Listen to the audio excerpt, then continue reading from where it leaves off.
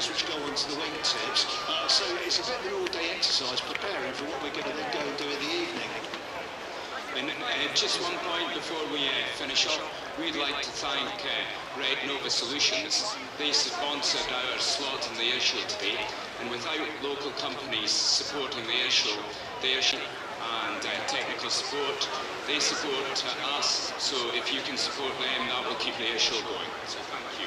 Actually, yeah, lots of people. You'll see a full list at the back of the airshow. See you all later. Superb. Nice to meet you again. Okay, it's 12 minutes to 1. We're going to be meeting Red 10 very soon on the commentary point because he has arrived.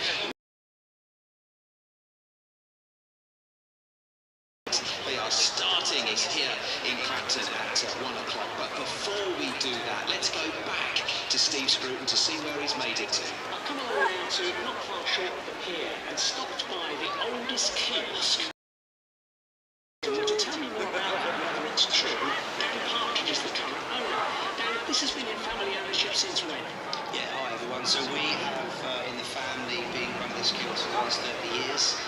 It's been an absolute pleasure. Before me it was my parents, now retired, and we're a stock kiosk for the local community and a real addition to big events like this as well. It's fantastic, and you've obviously got a second area you can use away from the kiosk where people can have a table and get a great view of the air show for a set fee. Well, they can. So all year round it's open. However, on the air show day, with the atmosphere, they have a great view over the sea, and obviously the night flying that takes place as well. That's always really, really popular. I want to talk to you about the history of this kiosk. Obviously, been slightly modified. I'm saying it was established in 1934, is that right? That's correct. Yeah, that's correct. So it used to sell newspapers, periodicals that all went with when it was originally opened. Now it's still listed as the newspaper kiosk. Is it? And so yeah, and we don't sell newspapers. All periodicals. Life moves on. With technology, with apps, with notifications on your phone, your watches now. It's very different, but a lot of passing trade is an absolute heat map of where people pass over the road, and we're happy to serve people as they go past, whether they're buying a stick of rock to take home to the family, or whether it's a nice room to cool down the hot day. Talk about heat map, you're right here. I mean, you can't be missed. If you're walking up here, it's on the left-hand side as you approach the amusements in the old high street. So the stuff you're selling now is ice creams, teas, coffee, snacks, sweets. Yeah, that's it. And we also on the terrace, and so we're grateful for the support that tips you down and give us with regards to using the logos and the sites that we can use there, and that's always a stock favourite. Our trick is to keep prices down. We don't fluctuate our prices throughout the season. We pride ourselves on being the most reasonable kiosk around because we want people to come back. You charge a high price to someone once, they won't come down, and keep the tables full up and support people that either live locally or travelling for the day as much as possible. Now, I know finally the air show is a great crowd puller, and obviously you'll do great business yesterday and today. I mean, it's great, and the weather's been kind. But what about the season in general? Have you noticed this year has been down or up? We've not set any records. We wouldn't do it if we didn't make a pound. I haven't ordered a Ferrari yet. It's about keeping the prices down and just keeping things as reasonable as we can. Good luck for the rest of today and have a great air show. No, thank you very much.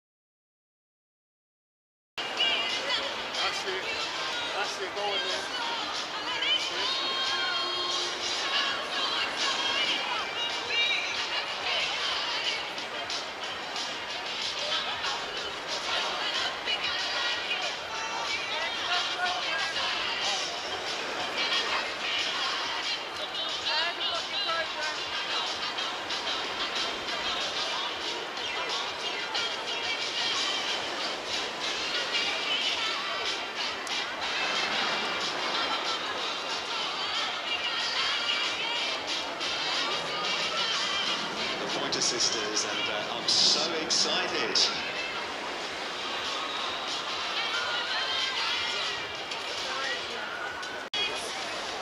And no wonder we are excited. Not have we just got the Red Arrows to come at 1 o'clock and a full afternoon of flying here in Clacton. Next month is packed with big events, and BBC Essex will be right at the heart of in the park, lands at Highlands Park in Chelmsford from the 5th to the 7th of September. It's huge. There's going to be so many legends performing. Then we're celebrating local heroes at our Make a Difference Awards night. And don't miss the thrills and spills of the Colchester Soapbox Rally. Fast, fun and full of homemade racing madness. It's all happening this September, and BBC... Very pleased to say we're just 5 minutes away from the start of flying here on day 2 of Clacton Airshow. Standing next to me on the commentary plane, before we give him the microphone, I wanted to get a sneaky word with him to say, Graham, this is your last visit as Red 10 to Clacton. Ideally, this is my 4th and final year on the team, Red Arrows, and so not only is it my last visit to Clacton, it's probably going to be my last visit to Clacton in the Red Arrows, obviously in my civilian capacity, or if I come down on holiday, something like that. I'm sure I'd visit Clacton again. It's a lovely place. But yeah, it is. It's really tough. We pretty much on the road from first week in June all the way to the first weekend of October. We get 1 week off in the summer just for a break, and that's it.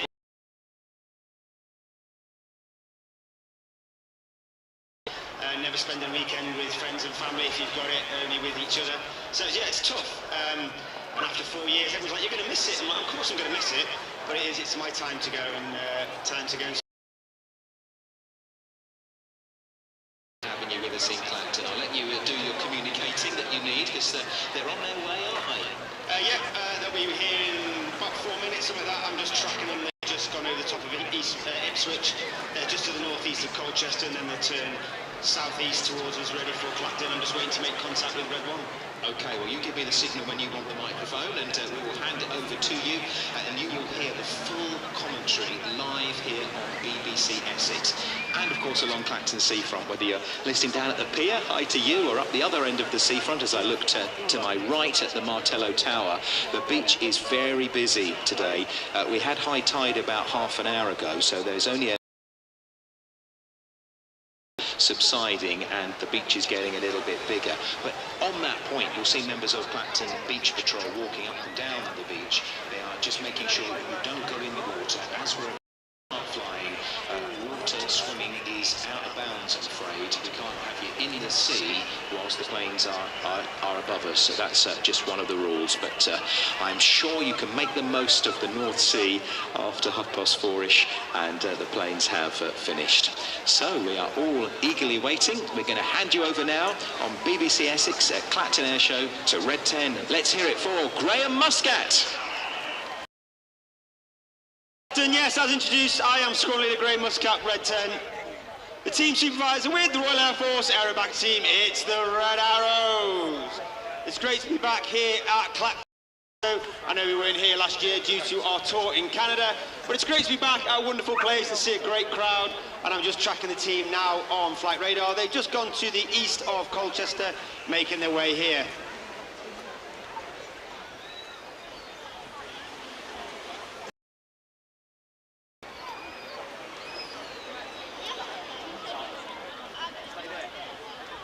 You can cheer and shout.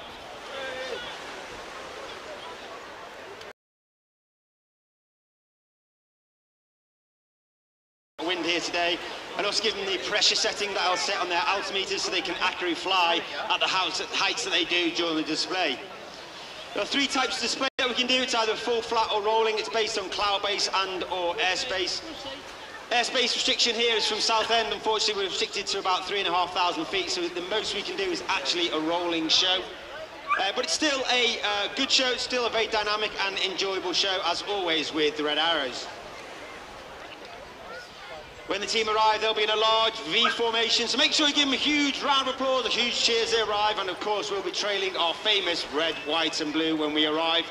And that formation is called Amateur Big Battle, with all the even numbers on the right-hand side, all the odd numbers on the left-hand side. So please, put your hands together for the 2025 Royal Air Force Aerobatic Team. It's the Red Arrows!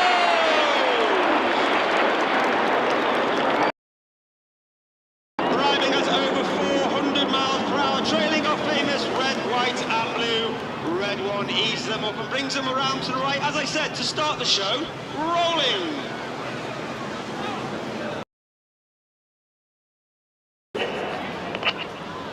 You'll now see Reds 6 and 7 collapse to sit in behind Red 1. Reds 8 and 9 will also move in to form our world-famous Diamond 9. Leading the team for the second year this year is one of your own. He's an Essex boy, Thomas. Rob is in his first year on the team. Uniquely, he was taken from training and made straight into instructor on the Hawk. Before then, completing his own training, joining the Typhoon Force. Forwards, touching the wings of the formation, moving rearwards. Reds 8 and 9 split. One of the widest formations we fly in 2025. From the left, in the Swan.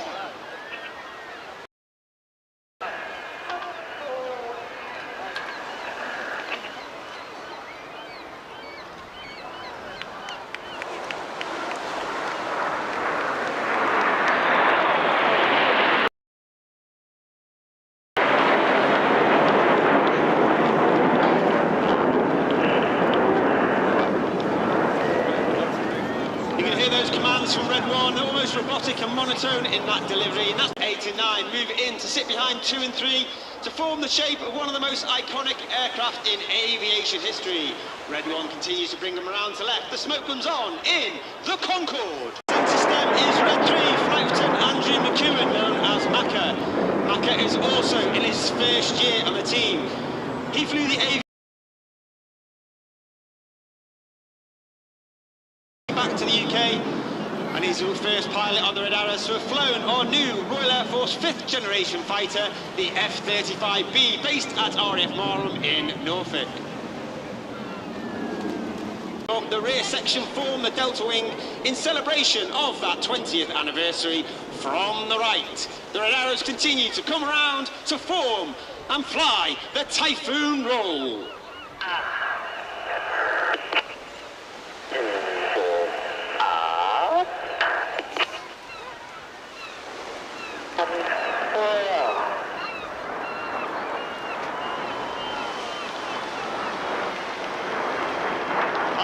Side, all the way at the back is Red 4 Squadron Chris McCann. He's working extremely hard, looking through the formation at Red 1, because we take all our formation references from Red 1 and not necessarily the aircraft is on the inside.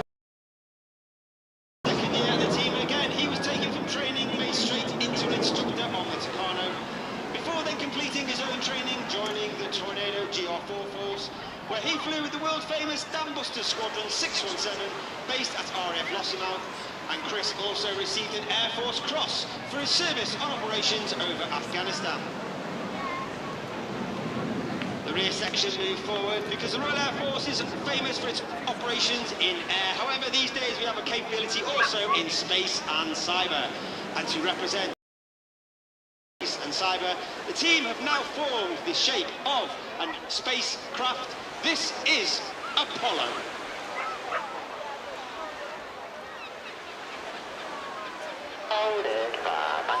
And as I said earlier, this is my 4th and final year on the Red Arrows. And of course we are commanded by Wing Commander Red Arrows, Wing Commander Adam Collins, former Tornado GR4 Royal Australian Air Force. Reds 8 and 9 now move left and right, 6 and 7 split at the rear. Get your cameras ready for a fantastic photo.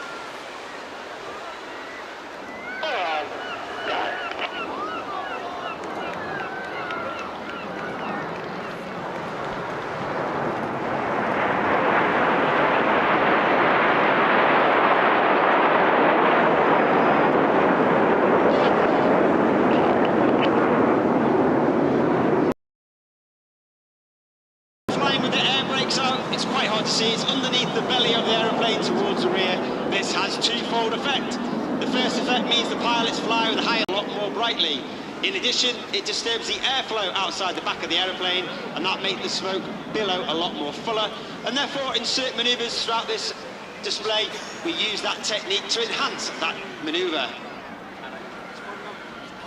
Red 1 makes the call. Once again, you'll see Reds 6 and 7 move inside to sit behind Red 1. Reds 8 and 9 sit on trail for undoubtedly the most popular, if not the most popular manoeuvre, the Red Arrows fly. Once again, ladies and gentlemen, boys and girls, get your cameras ready. In from the right, this is tornado time! Look off, guys. Nice. 8 and 9, roll goes, Reds 8 and colour change as Red 1 brings them down the line.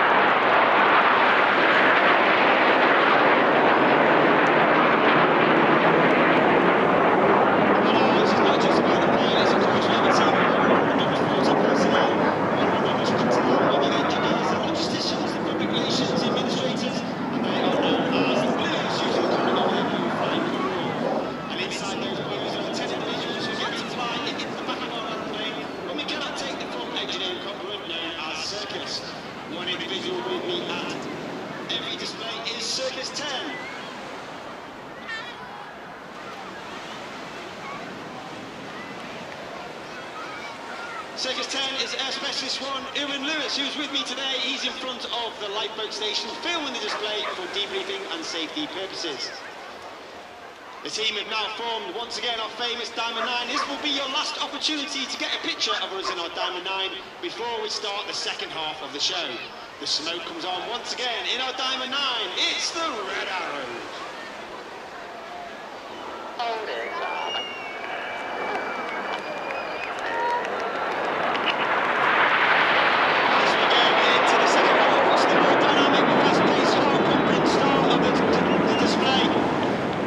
It with the 5-4 split. And in the second half we operate in two distinct sections. Off to the left hand side is Reds 1 through 5, known as Enid, named after Enid Blyton's famous 5. The right hand side is 6, 7, 8 and 9, known as Hannah, named after Squad Leader Ray Hannah, one of the first. Oh, the colourful 5-4 cross.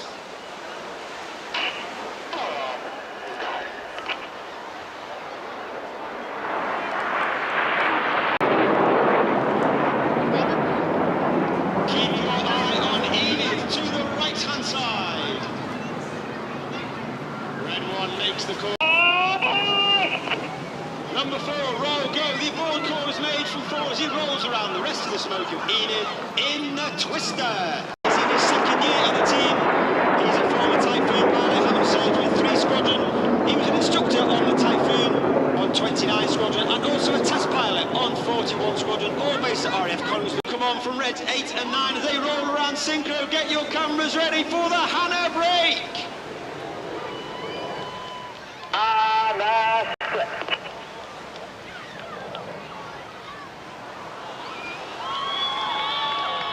Red 6 and 8 to our left-hand side, Red 7 and 9 to our right-hand side. Hannah and the former qualified weapons instructor of the Typhoon, which meant he would teach all weapons, technical information and tactics to the entire Typhoon force. Each aircraft will now dive down to approximately 100 feet over the sea. 8 and 9 go up and down in the roller coasters.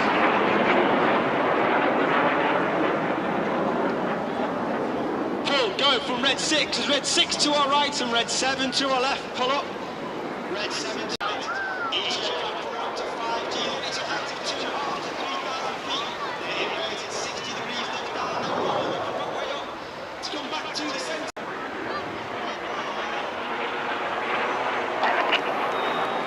Each aircraft pass at wingtip to wingtip, only 30 metres, 100 feet. They turn hard away from the right-hand side. You've got Enid coming back in with the nose light and trail. The smoke comes on. Get down as they inform the inverted V. Get over 500 miles per hour. He lines up with Enid for the Goose.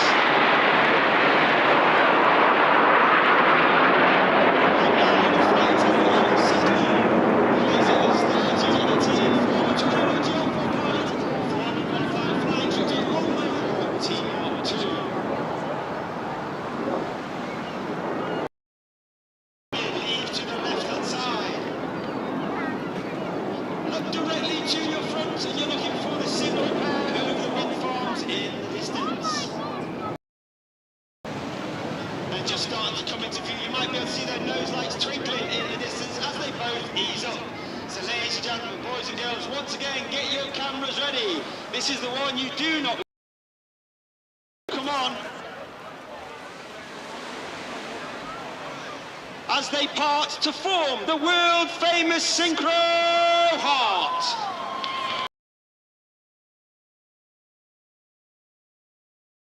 Right-hand side is Red 8 as he spears the Heart. Red 8 is Clacton Rich Walker, an extremely experienced aviator, having flown Harrier and Typhoon and being a qualified flight shooter on the Hawk T1, and he's also his third and final year on the team. So Clacton, ladies and gentlemen, boys and girls, let's give him a huge round of applause. Wonderful Heart in the skies of Clacton. Well, the show's not over yet. Keep your eye on the synchro pair. They will both turn back 100 feet. They've got that closing speed of over 900 miles per hour. Each aircraft will perform a barrel roll. Cross in the middle, wingtip to wingtip. Only 100 feet, followed by a second barrel roll in a manoeuvre called the double rolls.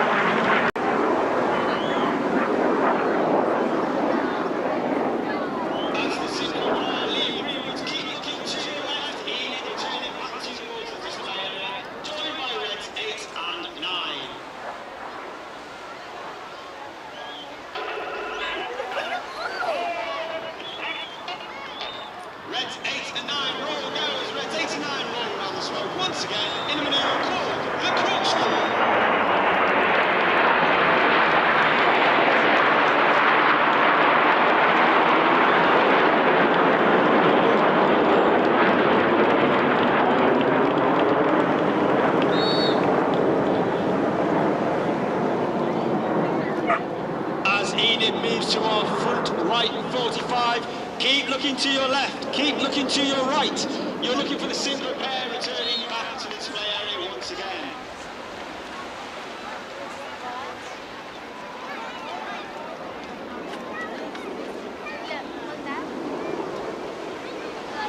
Each aircraft will perform a barrel roll. They'll cross in the middle for the manoeuvre called the circus.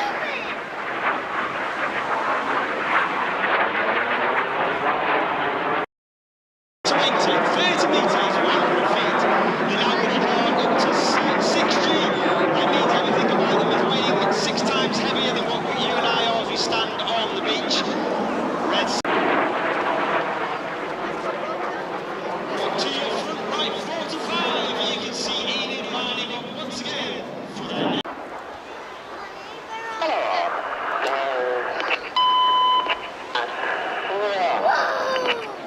The red, the white and the blue is on the sky in the manoeuvre called the Serpent. Another great opportunity to see our famous red, white and blue. That red, white and blue is only plan to ensure we have the right colour smoke at the right time in the display and we simply do not run out. Reds 2, 3, 4 and 5 now move up, looking 90 degrees along their shoulder line out red. The smoke comes on from the right-hand side in the Tango.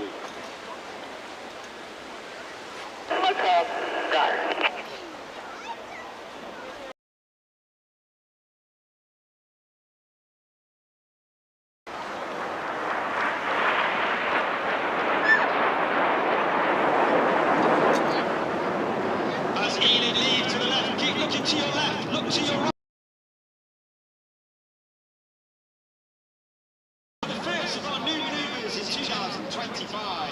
This is the Chainsaw.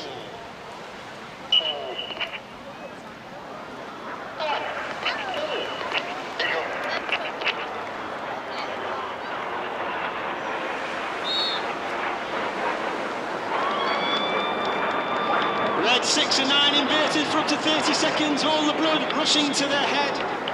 Converting, they now turn all the negative G into positive G. All the blood in their head now rushing to their feet. They're working hard against the G pants. Keep an eye on Red 7 and 8 to the left-hand side as they complete the Chainsaw. In from the left-hand side, Enid, Reds 1 through 5, the smoke is on. 2 and 3, roll, good. 2 and 3, roll go as Reds 2 and 3 roll to the outside.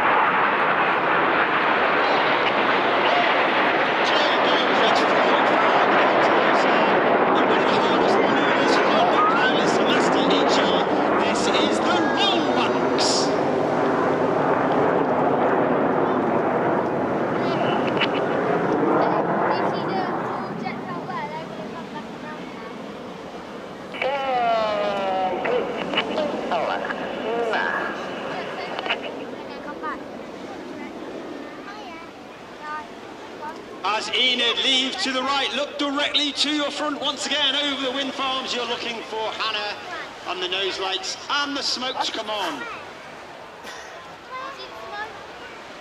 8 and 9 roll go, the red and the blue from 8 and 9 roll go as they roll around the smoke in Red 6 for the second of our new manoeuvres for 2025. Red 6, Red 8, Red 9, and hiding in the smoke of Red 6 is Red 7 in the Tempest.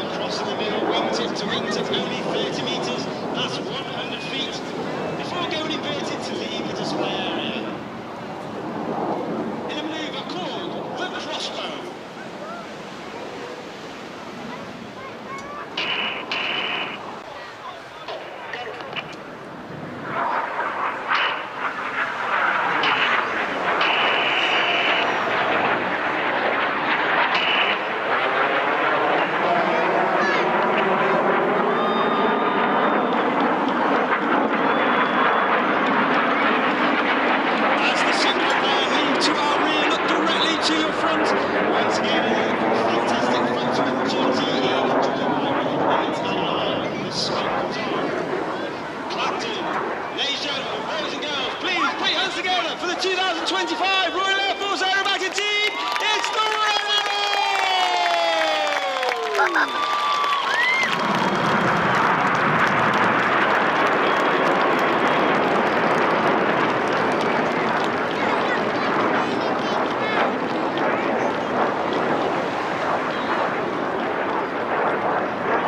Red 1 puts his smoke on, he'll gather the rest of the formation, take it back to RAF Milton Hall where we'll refuel, re-dye the jets, and we'll travel down to Exeter for a show later on this evening at 6:30 in Sidmouth on the southwest coast.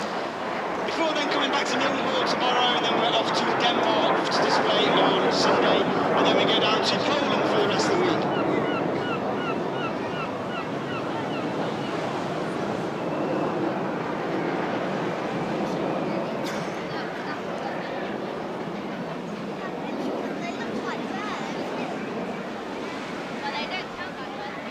Yeah, the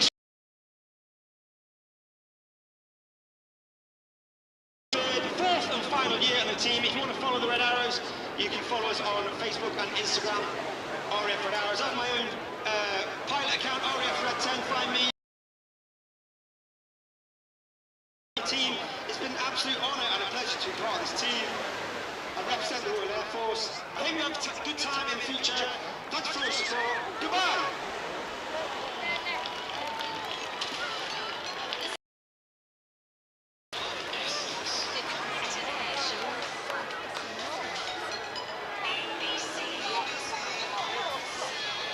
Let's hear it one more time for Red 10 Squadron Leader Graham Muscat to join our you with us as part of Clacton Airshow for so many years, 4 years. All the very best for your next chapter. Let's go to the beach right now where Steve Scruton has been watching with literally thousands of people.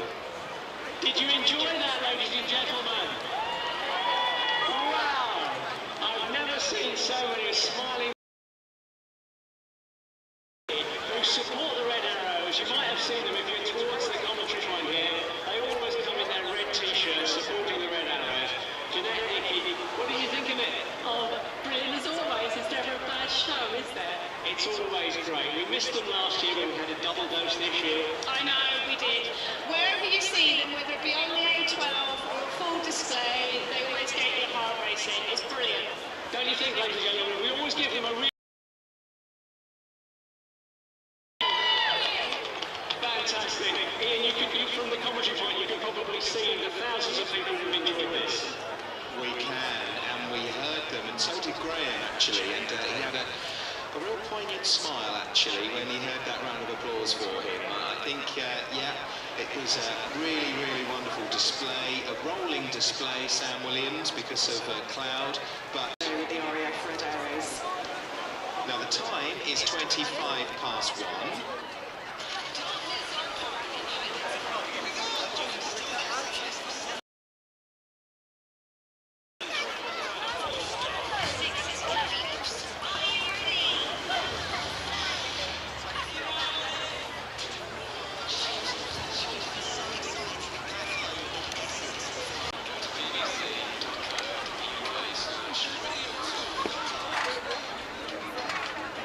The Clacton Airshow.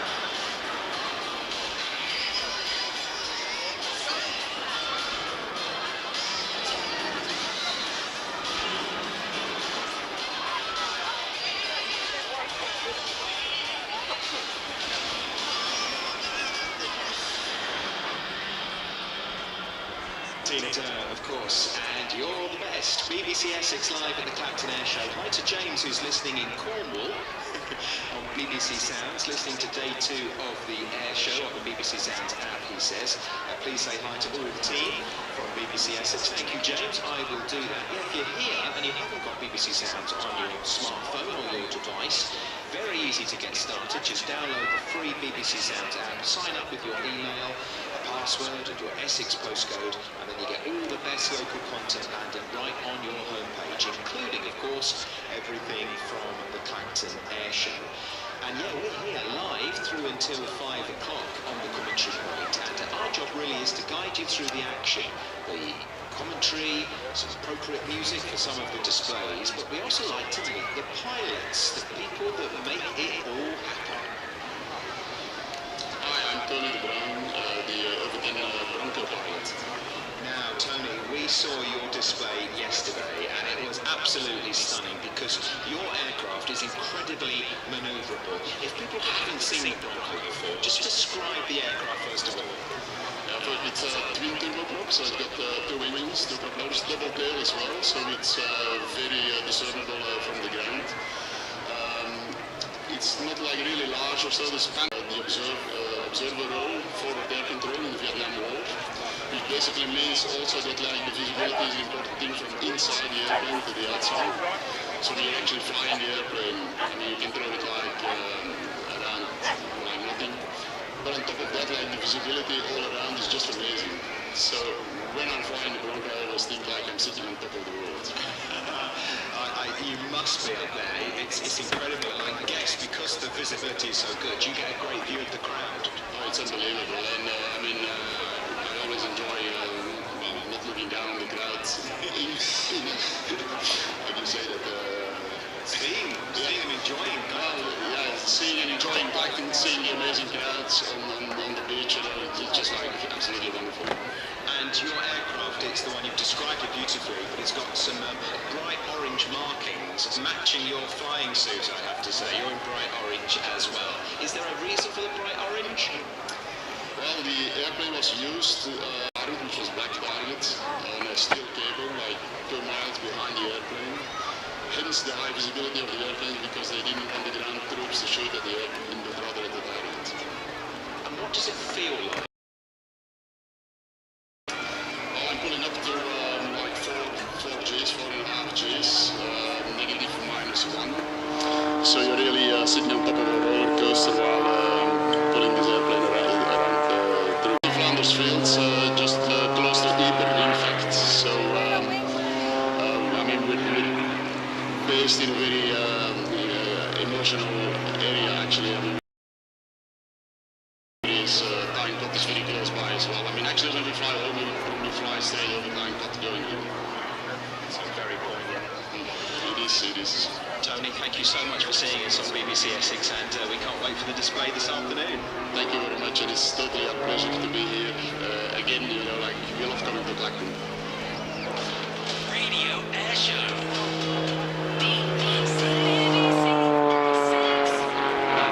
Tony in the Bronco will follow our wonderful Rich Goodwin in his Pitts aircraft, that bright blue aircraft that's just snuck in from the right-hand side.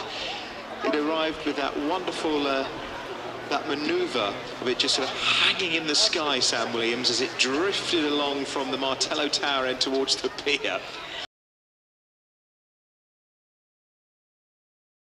It's one of my firm favourites. We're going to be seeing some ultimate aerobatics now, with some twirling, some spinning, some rolling, plenty of high energy fun. So get your cameras ready, because this is going to be an absolute delight.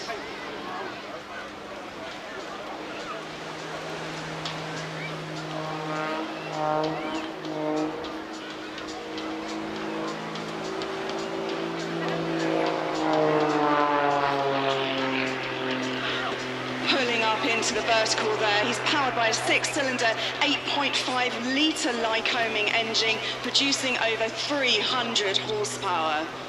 It has an excellent power-to-weight ratio. The aircraft is incredibly lightweight, weighing just 700 kilograms. And a top speed of over 200 miles an hour. Rich will be pulling G up to 6G minus 5 during the display. Pit is the registration, and it's built from scratch. It took him around 4 years to build the aircraft, based on a PRXIX S2S fuselage, and it incorporates lots of tested mod ailerons and better low-speed handling.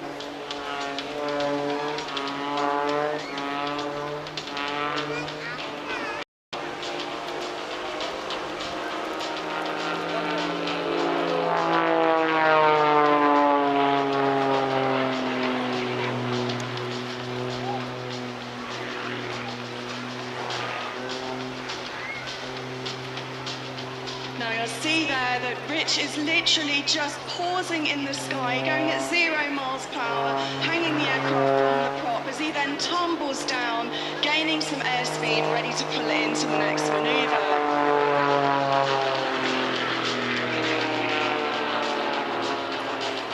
He's got a phenomenal smoke system with the smoke trailing behind him. And yes, it is environmentally friendly smoke that he uses during the displays. Tumbling on the top there. Now during his position over the display area, making sure he's the appropriate distance from the crowd, he will be looking at the wind, checking the temperature of the engine and the oil, meanwhile making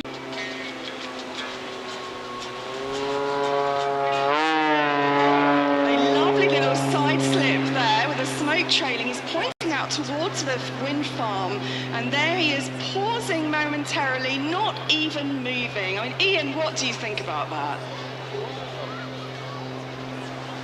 That's amazing. He's just like hovering in the sky. It's incredible to see this biplane just hover, almost like a helicopter. Down slowly and then pulling away. You'll notice, Ian, that in times in the display there's moments like this where he just kind of gathers himself, resettles the aircraft before pulling into another, and the next minute high speed twirling.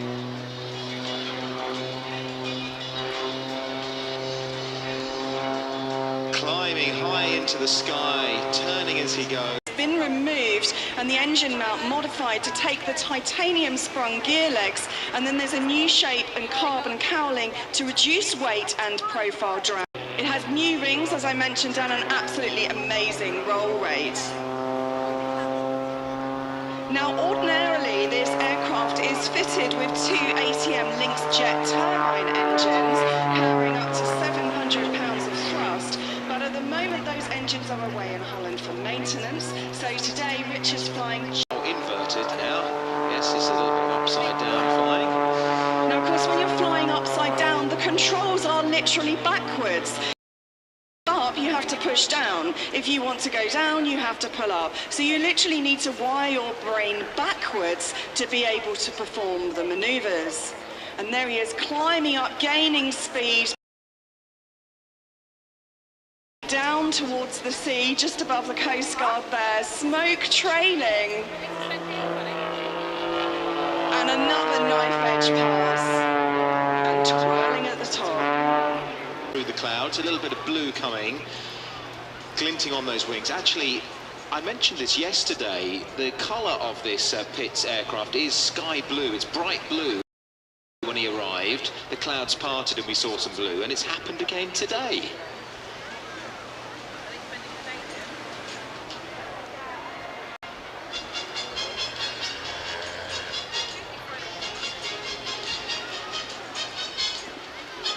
We met Rich yesterday on BBC Essex, and you know, he's a fit chap.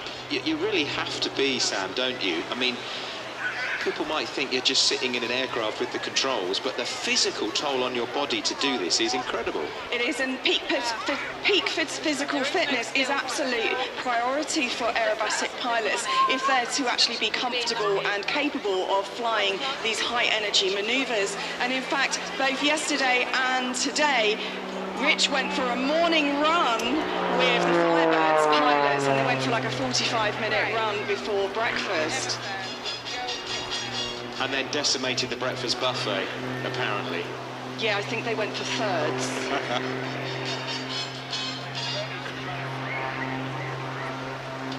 Now, the PRXIX is known around the world as a PRXIX Special's revolutionary design, popular in aerobatic competitions. They fly recreationally and for air displays, but the origins of the aircraft date back to the 1940s when Curtis Pitts in the USA designed the original aircraft, which took to the skies in 1944. This aircraft is the legacy of that type, albeit a modernised variant that's produced today, but it's true testament to Curtis's design and work that 80 years on, the PRXIX Special is still flying. Now, the second ever PRXIX that was built was an aircraft that was owned by a famous pilot called Betty Skelton. She's one of my aviation heroes. Now, she bought the second PRXIX Special, and she called it the Little Stinker. And she would go and fly at air shows and do a clever little trick where she got a member of the public to hold a pole up and another member of her team hold the other pole with a ribbon across. She would fly inverted upside down and cut the ribbon with the wings of the airplane. Fabulous. Actually, talking about women in aviation, it's sad that we couldn't have Melanie Asdale with us at Clacton this year. She was very much hoping to be here. We'll see her in your programme, which they are still available, £6 from the Seafront sellers. And unfortunately, Melanie can't be here because of a little problem with the aircraft. But Melanie is a world champion, a French aviation aerobatic champion, and has been involved with the Red Bull Air Race, which is unusual for a woman, it has to be said, Sam. She's the first and only woman to have flown Clacton Airshows. Well, that was absolutely epic. I think Rich is just banking round now. I can just see him now to my right. He's coming past us on the seafront. He's just dipped his left knife edge pass. Look at that absolute precision as he holds the aircraft on a 45-degree angle, smoke trailing from behind. The roar that 8.5 years. He's also flown the Hawk in advanced flying training, but the buzz and thrill of spinning an aircraft around the sky has never left him, and he absolutely adores flying aerobatics. I'm not sure how I'd feel if I was strapped in, ready to go off to, you know, Alicante or something, and I heard the announcement, your pilot is Rich Goodwin. I'd obviously be reassured in some ways, but I'd be a little nervous as well. I think you're in very capable hands. Funny stuff. No funny stuff on the 737. Performing in the UK and France. Now, after this show, he'll be going over to the Channel Islands, back to France, and more shows in the UK, performing at air shows and private events. So if you're looking for something a bit different, perhaps for a special occasion, maybe a wedding, Rich is available. And as he heads off back to Clacton Aero Club, where he's going to be landing, shall we give him a great big round of applause, Clacton? Let's hear it for Rich Goodwin in his PRXIX aircraft. You can fly BBCSX almost anywhere. In the garden, in the pub, cheers, or in the bathroom. Do you mind? You can also find BBCSX on Facebook, Instagram and X. It's where you can listen, watch, read and share. It might be some Essex Sports or a celebrity interview like Katie Price. Everyone thinks I'm from Essex. I'm like, no, Brighton. And they're like, no, you're not. You sound like you're from Essex. Search BBC Essex on Facebook, Instagram and X. BBC. Sunny Clacton now, the Sunshine Coast living up to its name with some nice warm sunshine coming down on us. The beaches look really full. We're standing right above Green Beach. Each beach in Clacton is named and colour-coded, and you can get a wristband from the beach patrol team, write your name and number on it, and then you can put that wristband on the wrist of a child perhaps, or a vulnerable adult, and then if you do become separated, a very, very big hole being dug right in front of the commentary point. I mean, that is a deep hole. How far are you going? How far are you going, madam? Oh, a bit further. Okay. Could you fill it in once you're finished? That'd be lovely. Thank you also for staying out of the water whilst you see the aircraft above you because that's part of the safety rules. We need you out of the water, even though when the last display leaves us, you can get in that water and cool off. It does look very inviting as the sun is glistening on it. Bank holiday weekend, stick with BBC Essex. Sonia, Sadie and the sports team with you on Bank Holiday Monday. But as we say goodbye to Rich Goodwin, we say hello to Tony Nimrin in his Bronco. Yes, this is the one with those bright orange markings that we were talking about just a moment ago. A rather unusual looking aircraft, Sam, with the twin propeller and twin tails. Yes, absolutely. This is the North American Rockwell OV-10 Bronco, and it was designed in the 1960s, predominantly for use in hostile conditions. The huge fin at the back and wide wingspan allows the aircraft for a short takeoff and landing, because this aircraft was designed to land on roads and hills and jungle-like conditions and used in operations in Vietnam and the Philippines.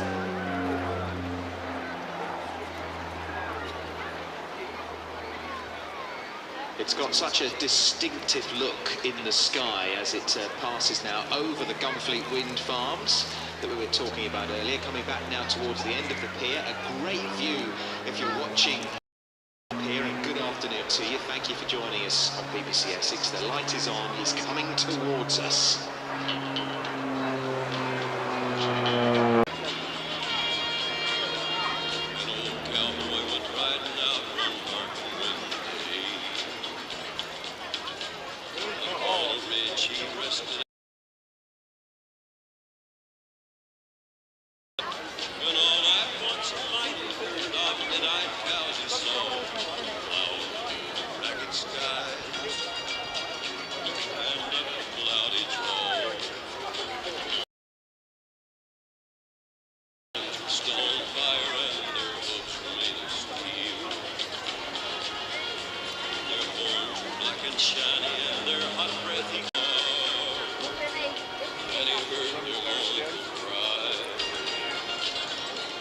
Now, the Bronco is often nicknamed the bucking Bronco because of its amazing manoeuvrability. It will go from super slow speeds to high speeds. Watch out for the really short turning radius of the aircraft.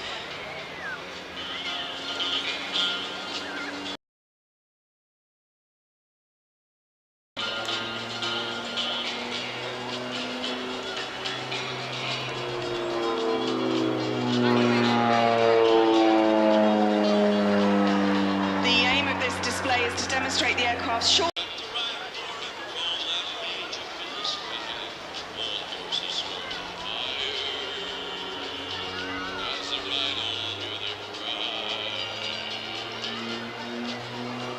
Tony absolutely loves performing at display routines in the Bronco. Off during the display.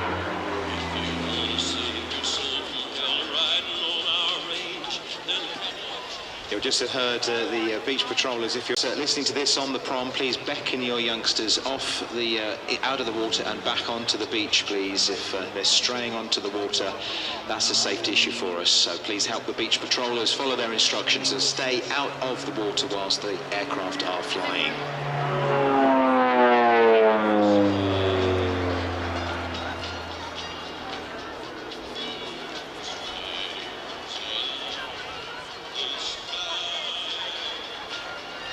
Look at that sun catching those bright orange wingtips as Tony banks round. Wind tail, bit of smoke coming out, coming down much lower now for a great photo. Seeing the belly. So it's an American turboprop light attack and observation aircraft developed in the 1960s, especially for counterinsurgency combat, and one of its primary missions was as a forward. The aircraft would have flown the first ever flight on July 1965, and it served in 3 US branches from 65 until 95, the Air Force, the Navy and the Marines.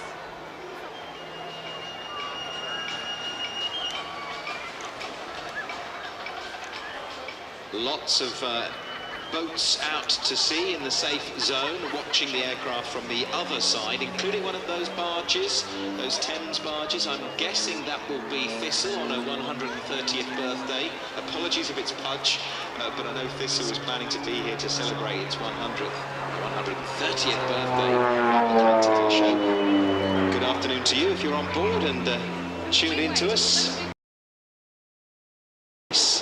That's what you call a wing waggle. That was a ginormous wing waggle. Now, Tony's really showing off the capabilities of the aircraft there. So when they were actually used in a kind of combat situation, and it would have been seen in countries such as Germany, Thailand, Venezuela, and in Indonesia. As we said earlier, the Vietnam War used them, as well as in the Philippines. I love the fact that the original idea was for it to be amphibious. I think that would have been absolutely amazing. Tony would have loved that, wouldn't he? Oh, he would have loved it, for sure. Down towards the Thames barges to the centre of the display line. The gear is down. Now, that gear was designed to allow the Bronco to land on roads. It could also operate from an aircraft carrier. And Tony's flown the Bronco over from his base at Wilvenhelm, at Kortrijk in Belgium, just on the area of the Flanders fields. Takes him about 30 minutes to fly to Clacton.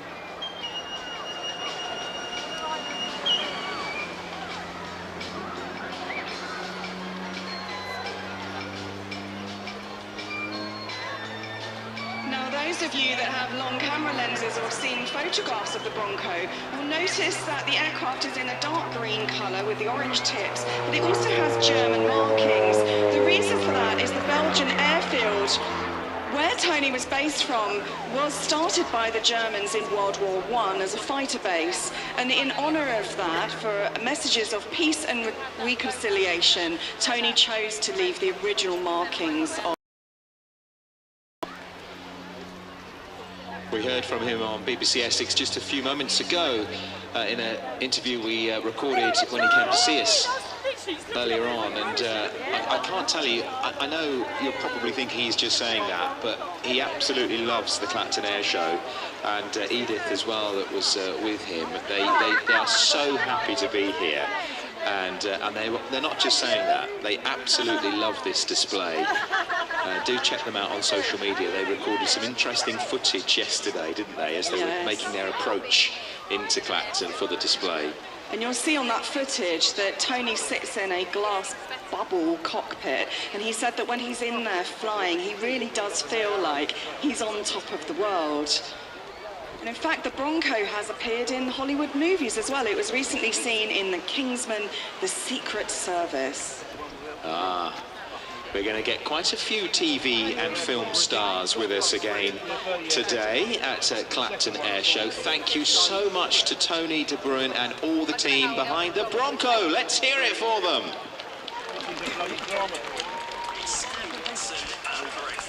My car went in for an MOT and failed, so we did a car share. We even went to the same hairdressers yesterday at the same time. I mean, it was a mix-up, wasn't that? You could have ended up with the number 2, and I could have ended up with Red Naps.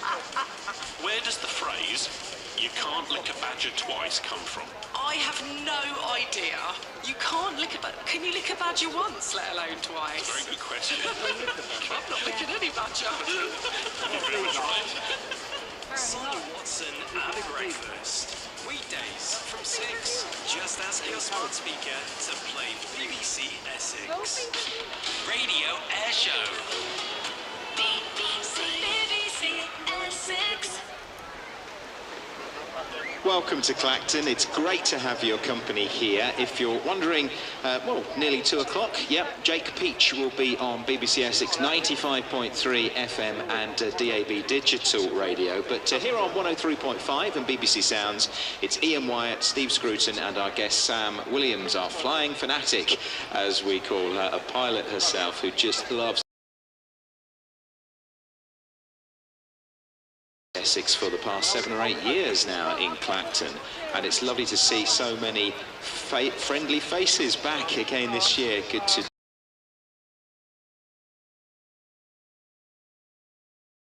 that the crosswinds meant that we couldn't get the Battle of Britain memorial flight that we were expecting. The flypast that was due to arrive was interrupted due to crosswinds, so that didn't happen yesterday, and that was a special event to mark the anniversary of the crash of a Hurricane at Walton-on-the-Naze 85 years ago. But we are delighted to say, as we look to the skies from the Battle of Britain memorial flight, we have the Spitfire and we have the Hurricane. So we have the Spitfire Mark 19 flying for you this afternoon, and the Hurricane Mark 2C. This Hurricane is 80 years old this year, and it's flown by our Luckins this afternoon. The Spitfire. We are so honoured and privileged to have these two aircraft with us. Such history, aviation history in the skies above us as they bank round in formation.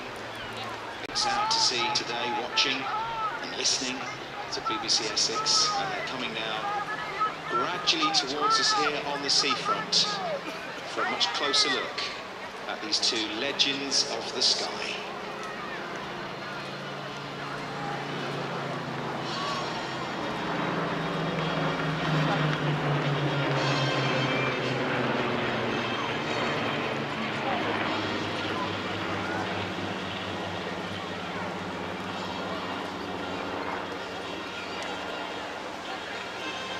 The Spitfire, the most famous military aircraft of all time and arguably one of the most beautiful ever built.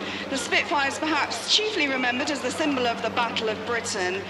Meanwhile, the Hawker Hurricane is the unsung hero of the Battle of Britain. This aircraft, born from the famous Hawker design stable, was the creation of the great Sidney Cam and was his response to the RAF's urgent requirement for a low-wing monoplane fighter to balance the threat from Nazi Germany. Craft to fly, as we see it now, leading the Spitfire again past us. We get a wonderful view of the undercarriage of both aircraft as they sweep round and over. Fixer-upper? Service vehicle, or it's a fixer-upper, but it's a massive boat right out there. And they're zooming now into the sky away from us. The Spitfire, Sam, one of the latter versions that we had, this one, the yes, Mark the Mark 19. Yes, the Mark 19 Spitfire, and this particular version was used for photo reconnaissance, one of the last ever built.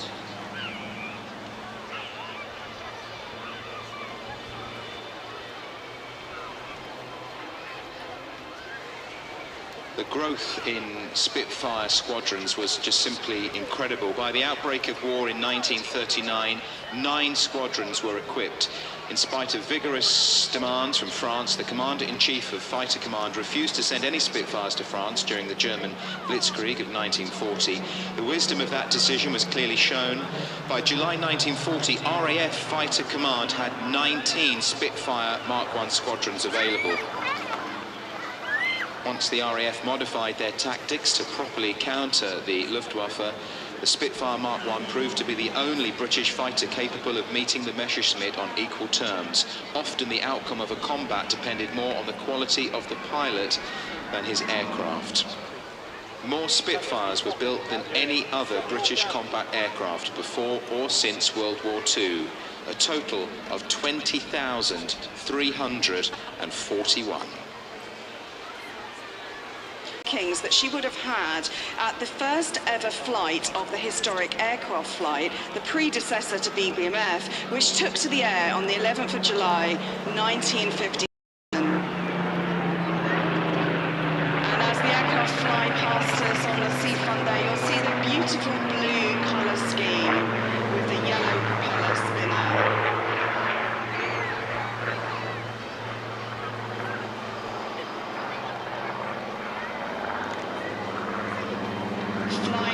This afternoon is Flight Lieutenant Andy Priest, MBE. He has over 4,000 hours on 13 aircraft types, notably the Tornado GR1, the Hawk and Harrier GR7. Later in his career, he was the tutor display pilot. He's been with the BBMF for 6 years.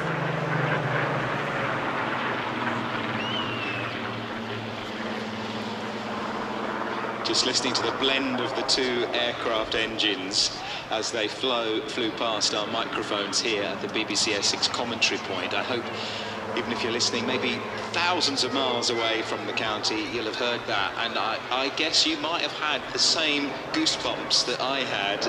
I'm lucky enough to be able to see them too. And of course there's a double whammy, Ian, because we've got the Merlin engine in the Hurricane and the Griffin engine in the Spitfire, which was introduced into the latter editions of the Spitfire in the later part of the war. They were considered the more advanced, powerful engines, which helped in the success to ultimate victory.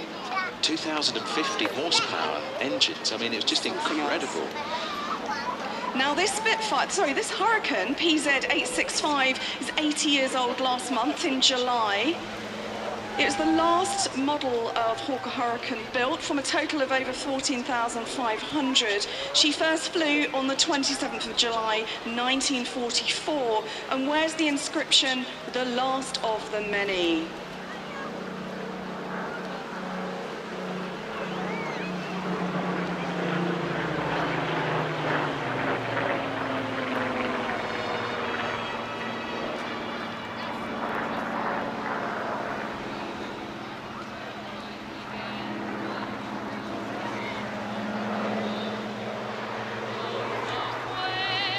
The aircraft are based at RAF Coningsby in Lincolnshire.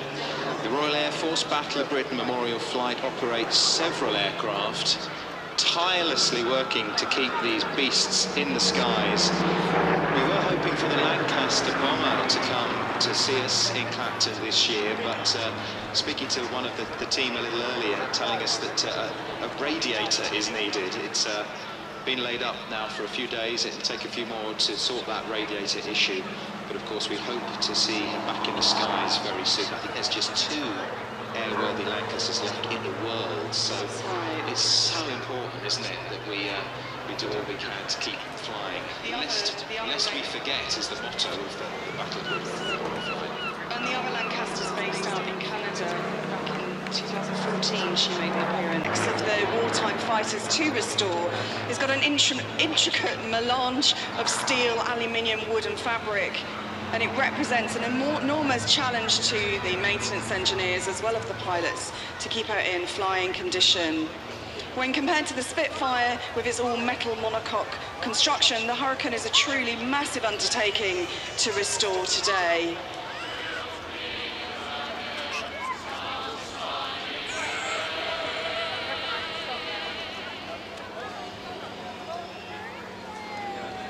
Well, the words of the famous poem for the fallen by Lawrence Binion ring round.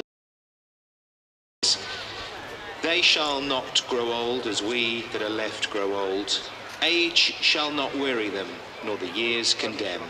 At the going down of the sun and in the morning.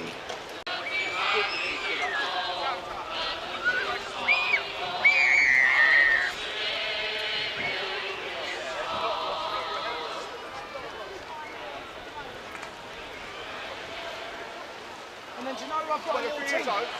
Shows you my little team.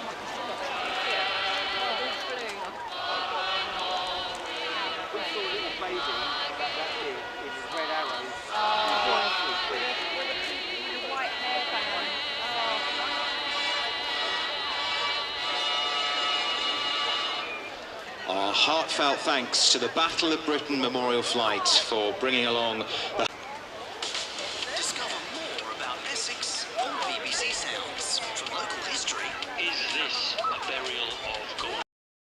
Were intended to be a tribute to Julius Caesar. Why weren't they ever given to him? And Essex News. There's nothing that indicates they can stop. There's actually the yellow lines that says keep clear, and they stop there, hold up the traffic behind them to let their children off. And all you need is a free BBC account and the free BBC Sounds app. To sign up, type in your email address, choose a password, and don't forget to enter your Essex postcode. Discover more about Essex on BBC Sounds. Ian Wyatt, Steve Scruton and Samantha Williams with you at, well, right the way through till about 5 o'clock on this gorgeous day here. A bit of cloud in the skies, but light breeze to cool us down from now and again. We're going to be in just 2 or 3 minutes time welcoming our next aircraft here at Clacton. It will be the Tutor, the Grob Tutor. And once again, a word with him now. Seb, all looking good for today? Yeah, all looking good. Bob is airborne from Southend. If you are particularly eagle-eyed, you may be able to see him off to the right, completing his pre-display checks before running in back quarter past even.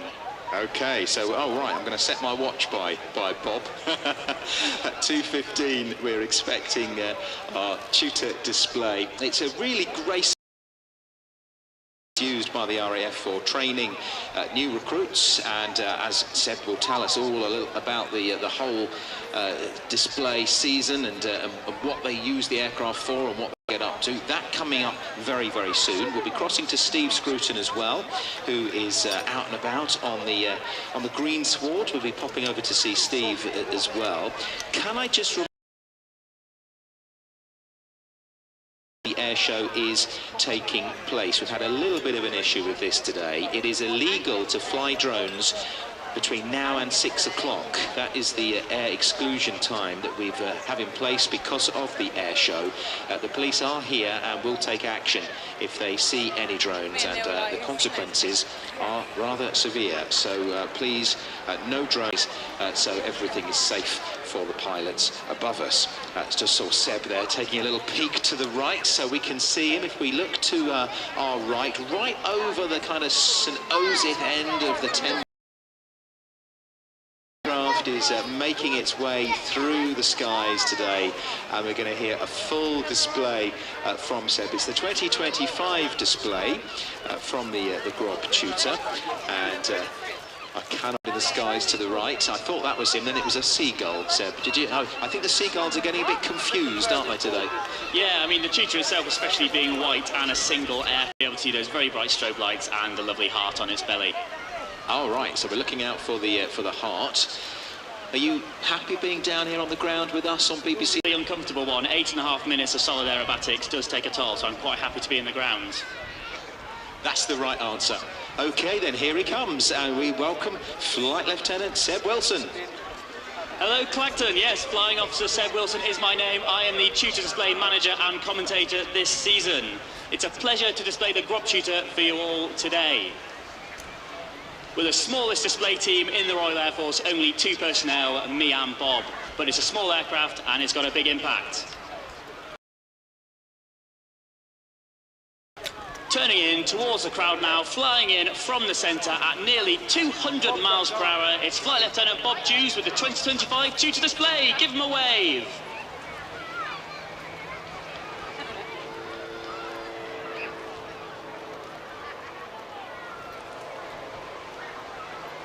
As he pulls up, he converts his speed into height to perform his first manoeuvre, the hammerhead.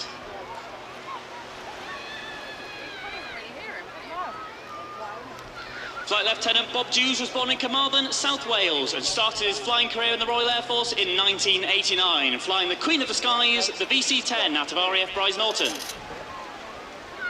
He then became a search and rescue pilot on the sea. Of his half horizontal, Bob is now pushing -2G, leveling the aircraft upside down for an inverted pass. Hanging in his straps, trying to maintain control of the aircraft, except for the 2 final passes at just 100 feet above the sea. The next manoeuvres are the ballistic rolls, which Bob can use to gain energy for the next part of his sequence. When not displaying, Bob is a qualified flying instructor, or QFI, on 115 Squadron, based at RAF Witter. Career, Bob has amassed over 8,000 flying hours on 15 different aircraft types. This represents almost a full year in the air. After this half Cuban, Bob is about to opportunity for you budding photographers.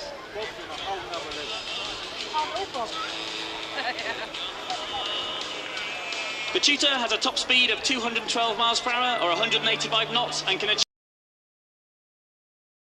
that the aircraft is subjected to forces 6 times that of gravity. Next off to the left, another wing over, a combined pitching and rolling manoeuvre used to turn the aircraft through 180 degrees.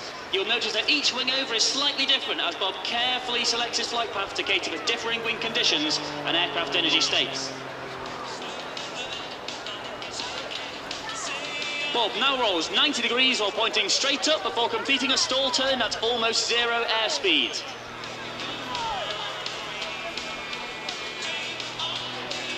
The two 90-degree turns allow him to continue in the same direction.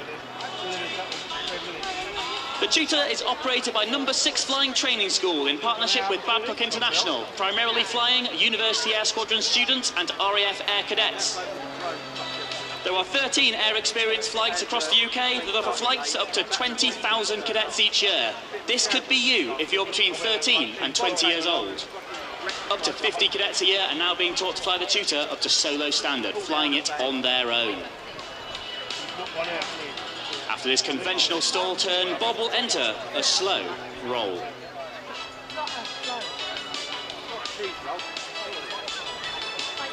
Particularly vulnerable to the wind in the Tutor, Grob, the manufacturer, primarily makes gliders, and the Tutor, despite being powered, is built like a glider, making it very light, and therefore it's a particularly skillful display with a blustery wind like we have today. During the slow roll, you may have noticed the Royal Air Force Benevolent Fund heart on the belly of this aircraft, seen since 2022 to celebrate this fantastic charity. We're proud to raise an awareness for the charity that does so much for RAF personnel, air cadets and veterans. I know we've had A-level results day recently, but those of you going to university, there are 15 university air squadrons across the UK. On the squadrons, students are taught to fly the Tutor by highly experienced military flying instructors like Bob. It is worth mentioning that the UAS syllabus is 80 hours long, completely free, and does include solo aerobatics. Members are not committed to a military career after graduation, although if that's something you decide to do, they will support you every step of the way. We're now in the high energy section of the display with a quarter clover, derry turn and now the loop, all quintessential aerobatics.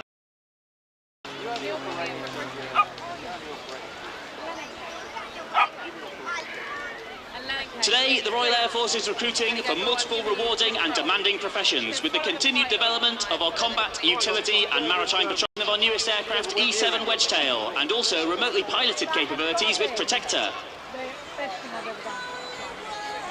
Down to just 100 feet over the sea.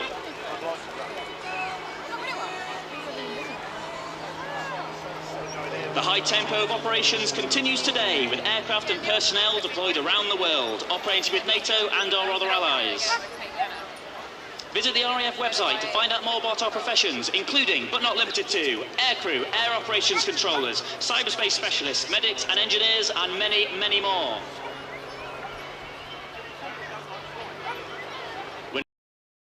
Display with an oblique loop and a half Cuban. The oblique loop puts the aircraft in plan form to the crowd for some excellent photo opportunities of that benevolent fund heart. I'd like to take this moment to say a big thank you to our supporters this season. They are the Royal Air Force Benevolent Fund, Runway 25 and Babcock International, who provided much of the merchandise we're giving away in the stand this season.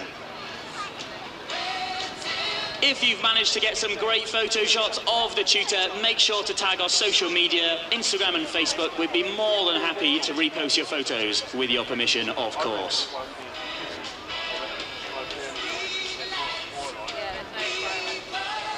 Bob's now bringing the Tutor around for his departing wave at just 100 feet. Yes, he will be able to see you waving. A big thank you to Clacton Airshow 2025 for hosting us today. Ladies and gentlemen, boys and girls, the 2025 Royal Air Force Tutor.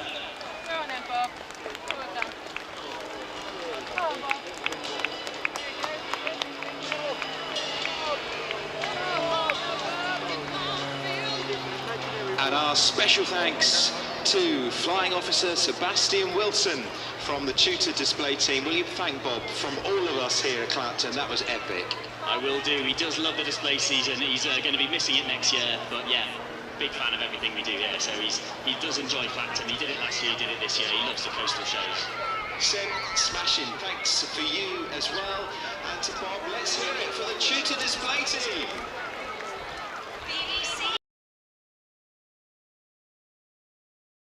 Fun at the weekend. There are big guests, inspiration for places to visit and things to do, plus expert gardening advice. We also have a brilliant music quiz called Just a Second. All you have to do is correctly guess the artist and the title from the first 1 second of a song.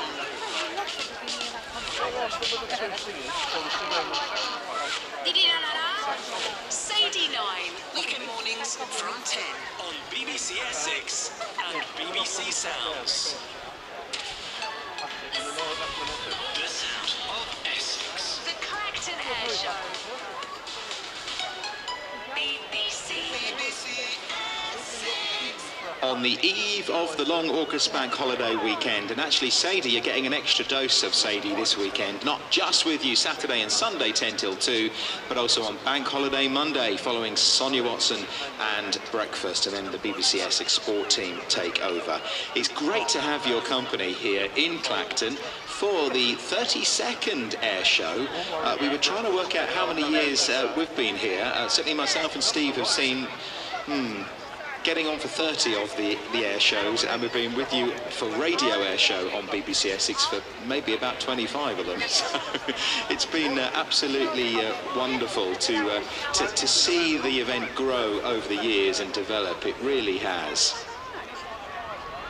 Ian, got a little bit of lost property, I think, that we want to try and reunite with its owner. And Will is with me from Tendring District Council. Will, can you just tell us what's going on here? Absolutely. So we've had handed in to us a navy leather pouch with some ID documents in it. So if you think this is yours, please head to the information point in the middle of the main event site. And in general, if you've lost any property, if it gets handed in to us, that's where it goes, and that's the place to go and check. So please keep an eye on your belongings and possessions while you're here. But we understand things. These things happen. So yeah, please come find us if that's the case. And just repeat the information again. What is it you found? So specifically, it's a navy coloured leather pouch. And Steve, I was just saying how over the 25, 30 air shows we've been here at Clacton, how they've grown. I remember in the early days, we'd have a few planes and there'd be big gaps and there wouldn't be anything like we have now. And the crowds have just grown over the years and the years and the years.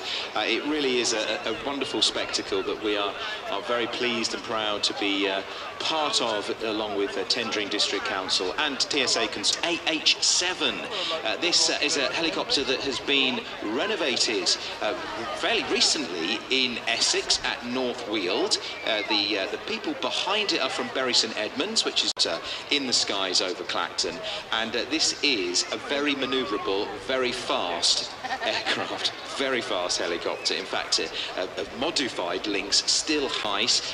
Download BBC Sounds if you haven't already got the free app. Make an account, put in your email address and a password, and then you're in with an Essex postcode. You'll get loads of local content delivered to your phone or to your whatever you're looking at sounds on. And of course, you can follow every twist and turn sounds. After the Lynx helicopter, we're going to be welcoming the Fairey Swordfish, which is just a fantastic very old biplane. We hope to see another Spitfire. We've already had one Spitfire Mark 19. We're hoping to see another one in the skies a little bit later on this afternoon. The Firebirds will be back. We have a Mustang, a Vampire, and maybe even a pair of Strikemasters, all to come. But as you look to your right now, right on cue, ladies and gentlemen, boys and girls, let's welcome the Lynx AH7 helicopter.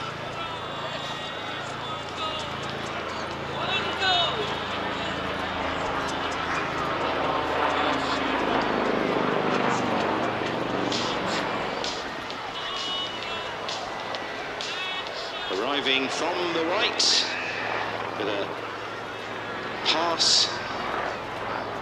Gave us an excellent opportunity for a photo. We're going to see some incredible aerobatics with this aircraft, Sam, aren't we? Absolutely. So flying for us this afternoon is Lynx pilot Clive Clark. He's spent 17 years in Army aviation as a pilot and helicopter instructor, and almost 30 years for Her Majesty's Forces. He has over 6,000 flying hours, mostly on twin-turbine helicopters. He has experience of military flying, including counter-terrorism, airborne reconnaissance, casualty evacuation, pilot instruction, assessment, examination, and he's also flown VIPs in hostile environments such as the jungle and the desert. He now works for the National Police Air Service as a national training captain and spends his hobby in the summer flying at air shows as part of Project Lynx with the Westland Lynx helicopter.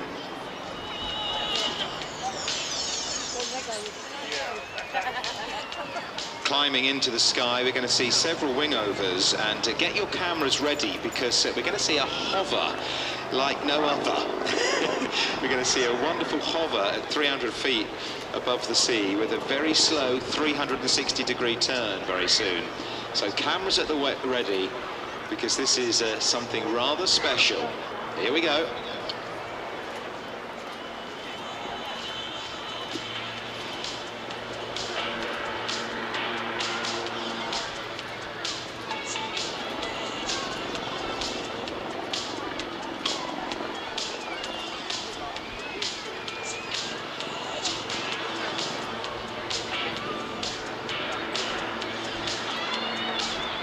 Now, as the Westland Lynx helicopter hovers in front of us, the centre of the display line, he's now flying sideways, pointing his rotor tail back towards the pier and pitching around towards the J-wing end of the beach. You can see close up here from the seafront the 42-foot main rotor diameter as he dives down.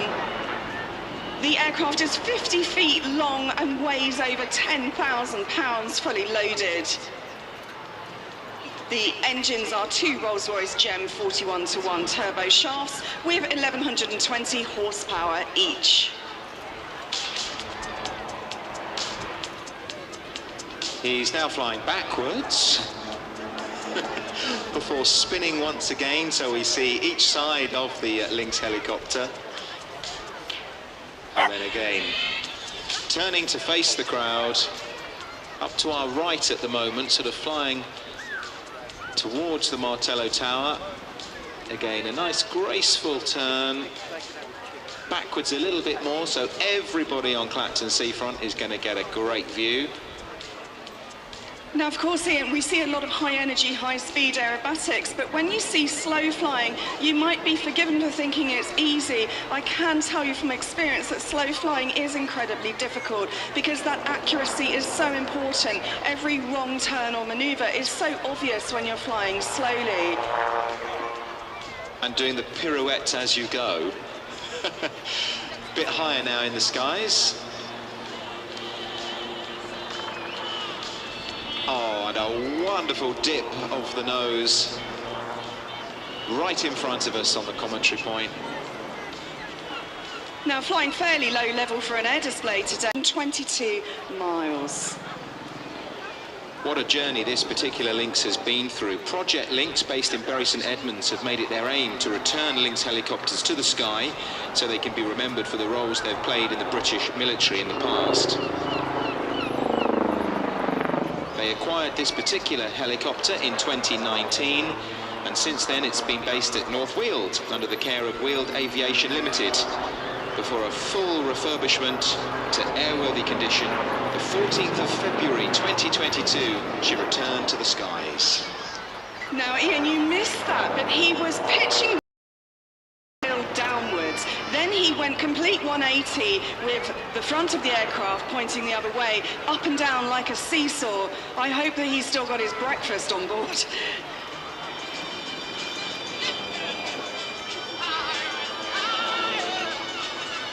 Well, apparently curry and ice cream is the thing that you have before your aerobatics if you listen to the Firebirds. I'm not sure I'm quite brave enough to try that.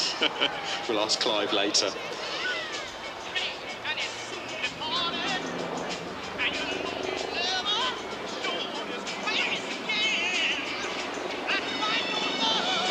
Must say well done to Graham, who is the man behind Project Lynx. He's actually purchased another Lynx since he did up this one. He's got a Mark 9 Alpha, a veteran of the Afghanistan campaign. It's in the... This historic rotary aircraft brought to the civilian teams and for air show entertainment. It helps to preserve that heritage for future generations to learn about their active...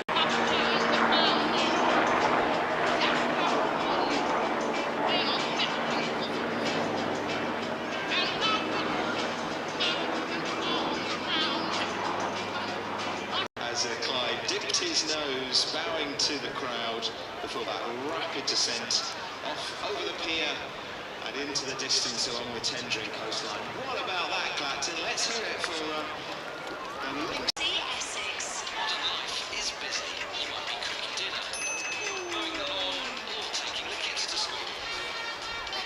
So to make things a bit easier, you can now send a message to BBC Essex.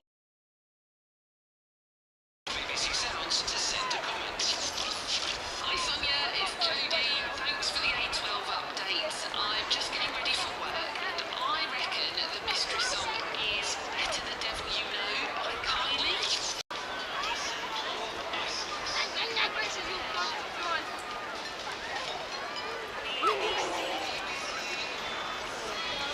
We've been getting plenty .co.uk here at our vantage point on Clacton seafront, WYATT@bbc.co.uk. Might just have time to mention a couple before the Ravens arrive. Can you say happy 9th birthday to Harry the Hammer, future wrestler from Mum, Dad, Brothers? Thank you. Oh, he's going to be a wrestler, hey? He's going to make a fortune, Mum and Dad, so look after you. Could you please say happy birthday to Elaine? It's her birthday today. She comes to watch the air show every year with her family. Oh, thanks so much. And she's a big Coldplay fan. So next time we play Coldplay on BBC Essex, consider that for you. Elaine, happy birthday. And DJ Dan's listening. I'm glad you enjoyed Sweet Caroline earlier. Now we turn to something very different from the Lynx helicopter. We have not one, not two, not 3, 4, 5, but 6 aircraft in the skies. Come on, Clacton, let's hear it. Welcome, Team Raven. Flying RV-8 aircraft for you this afternoon, powered by 180 horsepower engines. These aircraft had an excellent power-to-weight ratio, which combined with an efficient airframe, give this aircraft the performance and fighter-like handling to make it perfect for formation flying. The RVs are nicknamed hot rods in the sky. Hold on to your hats, this is likely to be an entertaining routine.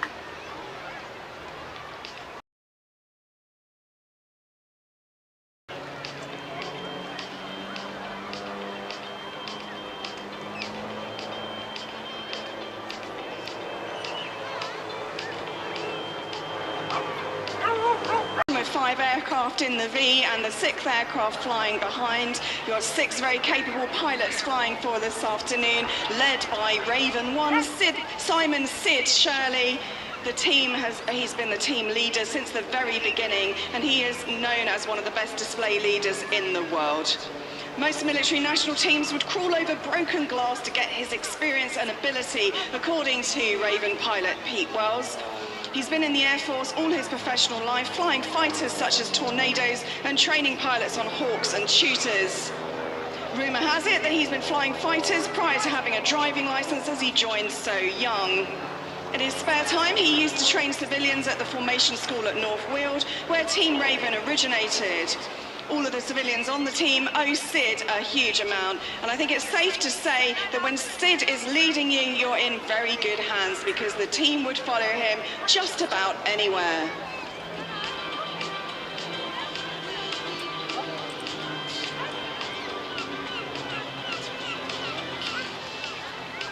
And Team Raven do like to go all over the place. They display in the UK and abroad. They have display bookings in Spain as well, and in fact in a couple of weeks' time they're flying down to Malaga for a week-long visit, and they're going to be taking their significant others with them, who will be flying on airlines to join them on the sunny Spanish coast.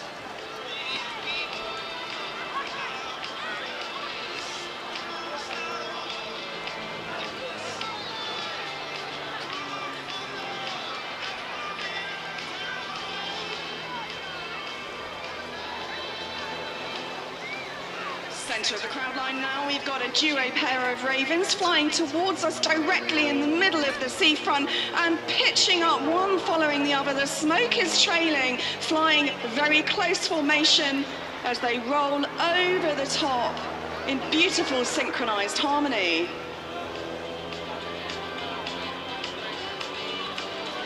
Now that's Sid in Raven 1, and flying behind him is Raven 2, Patrick Wilson. He is the youngest and newest member of the team, joined at the beginning of this season. He's yet to realise how difficult it is, as he's a natural formation pilot and extremely likeable. He's also a commercial airline pilot and has maybe flown you on your holidays.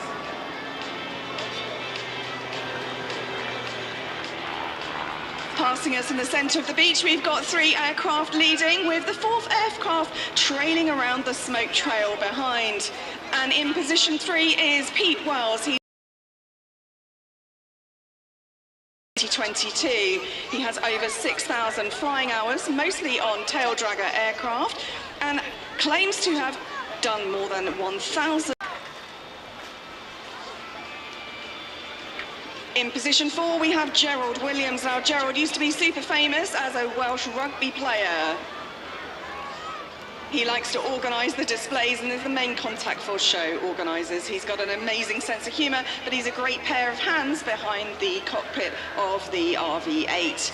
Despite never being in the military, he's trained largely with military pilots and has huge amounts of discipline and skill.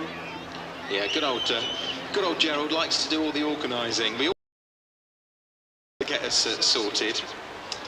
Raven 5, and you can see a wonderful shot as they come straight towards us now on the commentary point with their lights on and their smoke trailing. Raven 5 this year also displayed some of the Royal Navy's historical aircraft, including the Sea Hawk. Then went on to display Rolls-Royce Spitfire. With an impressive military career in the Navy, when people ask if they're all ex-fast jet pilots, Sid always says Russ used to fly slow jet Harriers. So still some inter-service rivalry. Well, of course there would be. Russ joined the team over 3 years ago in 2022, the same year as Pete. That was a great pass from a pair of the Ravens right in front of us. 2 now heading out quite a distance apart into the skies, up over the wind farm. We still have that formation of 4 just to our left. We're keeping an eye on them as well. But 2 big loops from the 2 directly in front of us. So that's Raven. Is Mark Sutherland. His nickname is Bradford Pitt because, yes, he comes from Bradford. He's an ex-Tornado bomber pilot, and he's a tireless worker doing all of the admin paperwork jobs on the team that no one else likes to do. The team like to nickname him Captain Slow, not because he's a slow flyer, but he's a little bit rubbish on the clock watching and is always last to join the crew bus. He's a great team player, great sense of humour, and I think we can sense there's real camaraderie between the Ravens.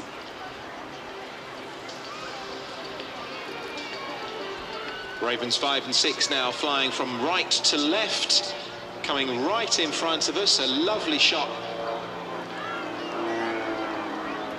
Banking up into the sky, the smoke is trailing. The smoke getting a little lost in the clouds, the darker grey patchy cloud now that's just drifted in front of us. There's still plenty of blue around, but quite a lot of heavy cloud, making quite a nice backdrop actually to the display. Crowd centre, we've got a 4-ship formation coming directly towards us. The smoke's been switched on. You can see the light of the lead aircraft with Sid flying up. Beautiful, in 4 different directions. 2 to the left, 2 to the right, as always. And rejoining the centre line, we've got Ravens 5 and 6 pulling up, smoke trailing. And straight over the top. And pitching out towards the Jaywick end of the beach. Now you can hear as they pull up the roar of that 180 horsepower engine. It's got great capabilities, and because the aircraft has a fantastic power to weight ratio, it really is like a hot rod in the sky.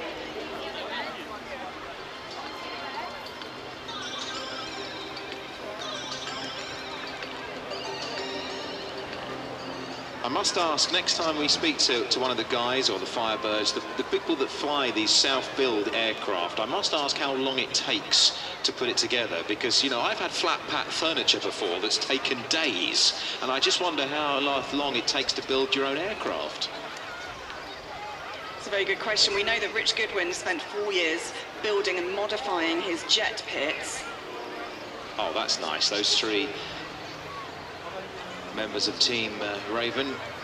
In fact, the RV aircraft are one of the most popular self-build aircraft in the world, if not the most popular. The precision of that manoeuvre as they just looped round, now going back up into the sky with the three trails of smoke, one from each aircraft. You can see that the aircraft are exactly the correct distance away from each other because the smoke wouldn't lie, and we can see the route that the aircraft are taking, and it looks absolutely pinpoint accuracy, doesn't it? And that pinpoint accuracy comes from lots and lots of practice, not just in the air, but also on the ground. You may have seen on the social media some of the pilots have been sharing videos of them doing walkthroughs on the ground.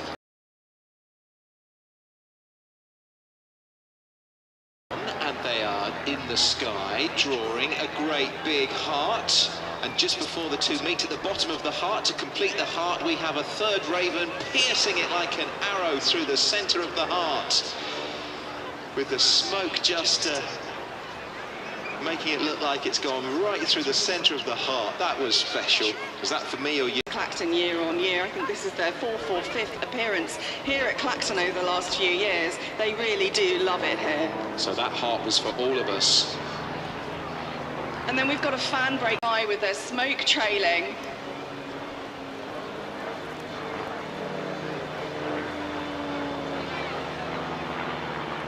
It was a little bit cooler this afternoon, but on very hot days the pilots have to pay lots of attention to the engine performance and power. They can get overheated in. Make sure they only start the aircraft up at the last minute. They don't sit there with the engines running too long. They keep an eye on that to make sure that they don't overheat.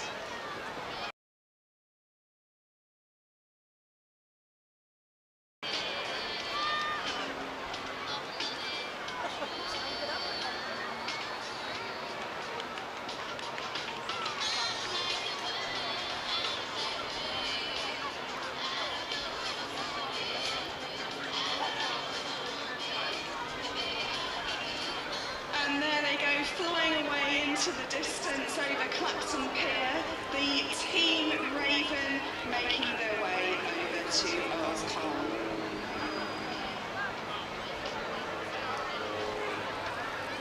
One more chance as they line up in formation. Isn't that lovely how we saw them gathering together?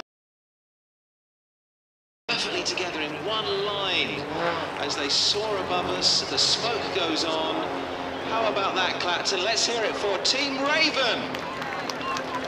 Just came together in the skies to our left, turned and then flew in such close formation. Yes, and he was saying it's a firm favourite of theirs.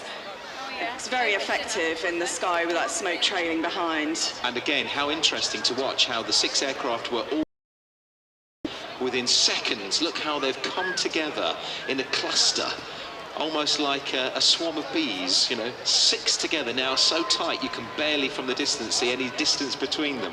They can't bear to be apart from one another.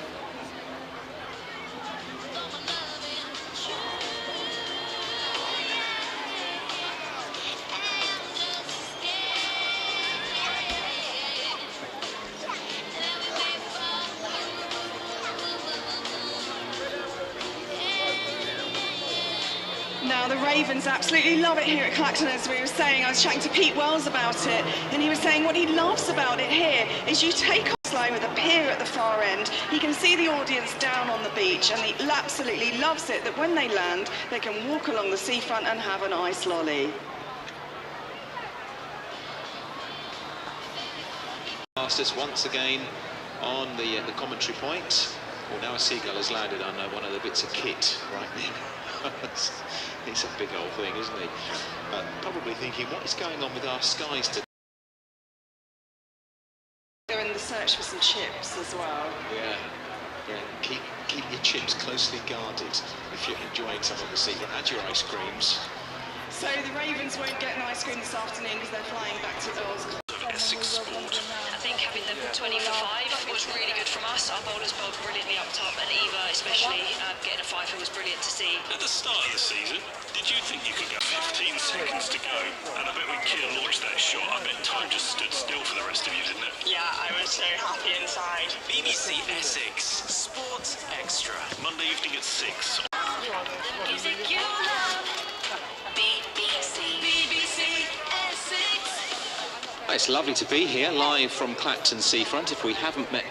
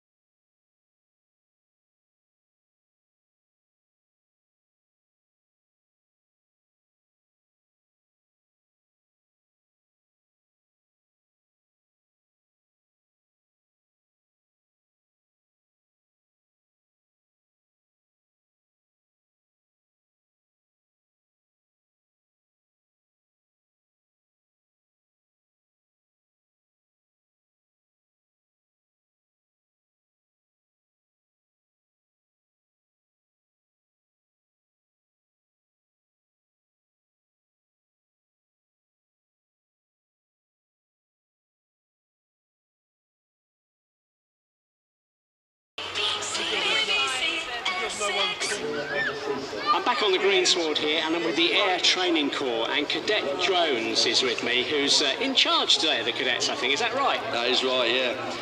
Good afternoon, Clacton. I'm obviously here with the Clacton Air Cadets, as well as some other squadrons.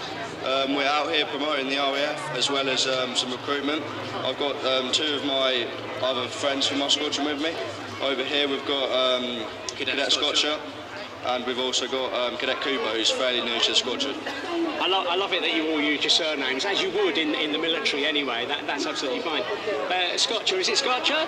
Yes, sir. Yeah, tell me a little bit about what you're doing and why you decided to join the cadets. So some of the main things I've been wanting to do is to get experience when I go into the RAF as an engineer, hopefully, or technician, who knows. In the Air Cadets we can do such exciting activities like flying, field craft, we can learn all about radio and stuff, which is what we're doing here. So many exciting things. Now, obviously, Cadet Jones, I want to call you George, really. Is that all right? Do you mind if I call you George? That's all right. I know you're George. Yeah. The same question to you. I mean, what is it that you get out of being an Air Cadet? Is it something you'd like to do in the future, join the forces? I think for me personally, I think I want to join the armed forces. I don't think it'd be the RAF for me, sadly. But I think I've tried Army Cadets in the past, and I think RAF is just the best one out there, especially the squadron I'm in, because we go out to the public, we do all kinds of stuff, as well as doing so many other events like on squadron. And today you have a responsibility for security. You're looking after the Chinook, or the 3/4 size Chinook. I mean, it almost looked real to me. Is that what you're doing there? Yes, sir. We're guiding, getting sort of more information into what the RAF and the Air Cadets actually do. We've got many recruitment pamphlets, maybe some volunteers. And for anyone interested, come down to Cloud Corner, starts at 1900 hours, so 7 PM, and hopefully we'll see you there. And George, are all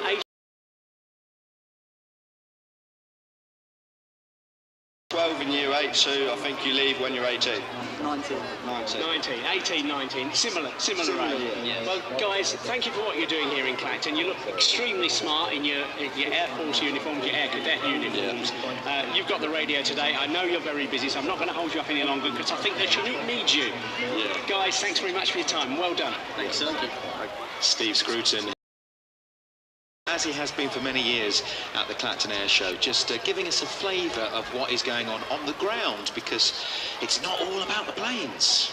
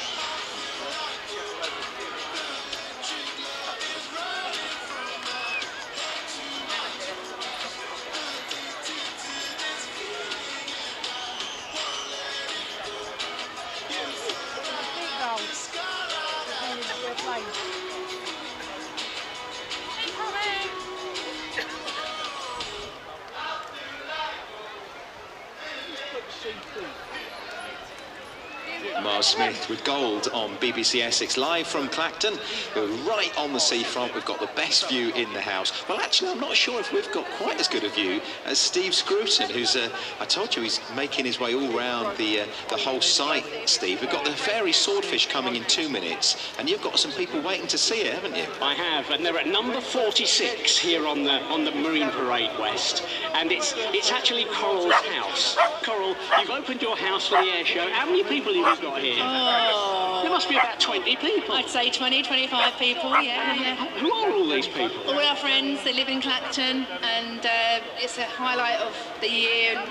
We have our friends around the air show every year. I'm guessing that you find it difficult to keep them away, is that right? Would that be in the driveway? And as I say, there must be about 15 people here. Some of them have run around the back to take care of the dog. Is that true? Yes. Now, who's this best friend you got here? This is Valerie. Hello, Valerie. Hello, how are you? I understand you're a bit of a singer, aren't you? Oh, yes, I like singing. I haven't done that yet. Well, that's brilliant. Yes. But only one of them's any good, did somebody say that? Just before you start singing a really well-known song, and feel free, Clacton and the rest of Essex, to join in, what's been your favourite act so far in the sky? Go on, go on. 1, 2, 3. Sweet Caroline, pop, pop, pop. Good times never seem so good. So good, so good, so good. I've been inclined. I think it's just you then, Coral. There's not a lot of support along the seafront for the singing, but maybe we'll have some sort of group sing-along at some point. What a lovely lot. Steve Scruton enjoying one of the parties. I mean, if you've got a house with a balcony overlooking this view that I've got, how lucky is that? Now, we're looking to our right, and we have something very historic coming along now. Piloted by Andrew Davis, nicknamed Mum, chief pilot, a volunteer pilot. Andrew is flying for us today the Fairey Swordfish. Now, this is an aircraft that dates back many, many, many years. And I'd like to mention somebody who was involved with the Fairey Swordfish. His name was Squadron Leader Lionel Welsh. He flew from HMS Victorious as part of the flight that spotted the Bismarck, which we're going to talk about. One of the main roles the Swordfish had, that history of spotting the Bismarck and attacking it. He never talked about his role in the Swordfish, but after my mother died, says Heather, I found his war record and loads of photos. So let's mention Heather, who lives and works in Clacton, and her dad, the late Squadron Leader Lionel Welsh, who was one of the pilots of this, the Fairey Swordfish, as it comes directly into us, banking up and dipping down the right wing, so we see the beautiful underbelly of this very old biplane. And we're going to tell you a little bit more about it and its illustrious past over many, many decades. W5856 is the oldest surviving airworthy Fairey Swordfish in the world. She first flew on Trafalgar Day on the 21st of October 1941 and was a blackfish built by Blackburn Aircraft at Sherburn in Elmet and delivered to 82 Squadron on the 20th of October 1941 for overseas transport to Gibraltar. She served with the Royal Navy's Mediterranean Fleet for a year. Little is known about her service in the Mediterranean, but it's likely she was based on the North Front in Gibraltar, carrying out patrols over the Straits. She was then returned to Fairey Stockport Factory for refurbishment during the winter of 1942 to 43.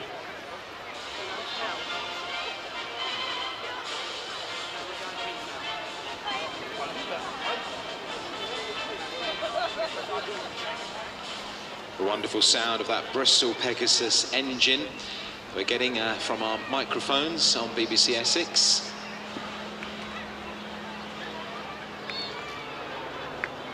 Passing this time, again showing us the underbelly from right to left. Very distinctive markings, which we will tell you about as well.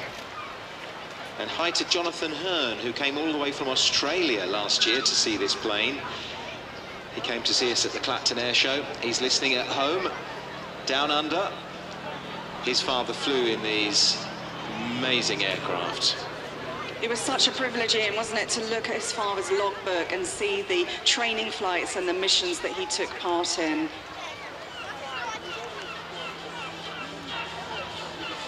Now, this aircraft was used for advanced flying training. She was transferred to the Royal Canadian Navy in 1944, again for more training roles until the end of the war. She was disposed of and passed through several hands on civilian operators, one being a farmer who thought that her plans were to turn her into a crop sprayer, but she was quickly purchased in corroded condition. Then in 1990, the aircraft was bought by British Aerospace and completely restored to flying condition. Her first success is the city's coat of arms and the name on her port side just forward of the pilot's cockpit.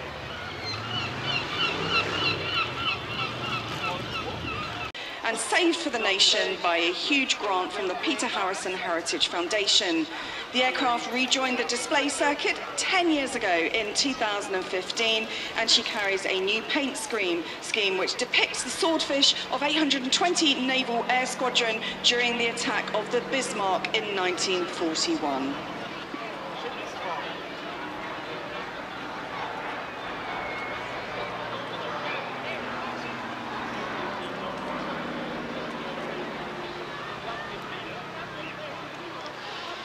Yes, the paint job really is quite striking. It's a real black and white stripe across each top and bottom wing, and also at the tail. From May 2024, this Fairey Swordfish got that freshly painted D-Day invasion stripes colour. And we talked about the role that the Swordfish played, a crucial role in protecting convoys from U-boats attacks in the Battle of the Atlantic. Is a battle that really stands out from the 11th and 12th of November in 1940.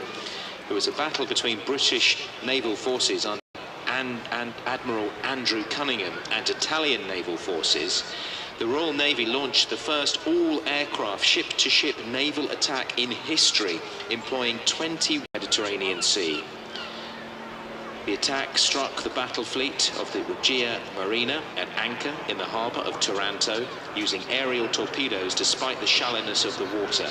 And according to Admiral Cunningham, Taranto and the night of the 11th to the 12th of November 1940 should be remembered forever as having shown once and for all that in the Fleet Air Arm, the Navy has its most devastating weapon.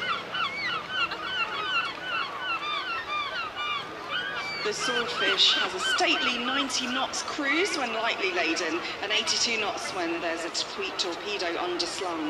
It has a very reliable engine.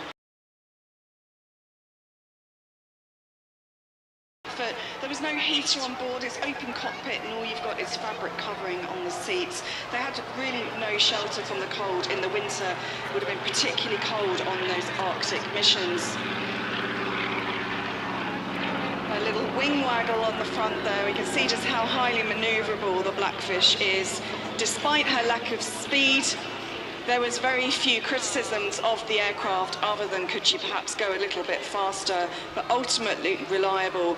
And sometimes that slow speed was actually to her advantage, as the enemy guns often found it difficult to offset their sighting on such a slow target. What a beautiful little wing waggle as the Fairey Swordfish and Andrew Davis, mum to his friends, made its pass from left to right, just dipping one wing, then the other, one wing, then the other, in a very graceful manoeuvre. If you're in that barge over there, that Thames sailing barge, you'd have had a fantastic view from the other side to what we get. Absolutely beautiful. And we're so pleased and proud to have had the Swordfish here for us today. Clacton, shall we thank the team from the Fairey Swordfish? And thank you to Navy Wings, part of the Fly Navy Heritage Trust, a charity behind Navy Wings, working to preserve Britain's great naval aviation heritage. They rely solely on public donations to work in maintaining, presenting and flying this unrivaled collection of historic naval aircraft. So do support them, and thank you very much to them and to volunteer pilot Andrew Mum Davies for a wonderful display this afternoon. The Clacton Airshow.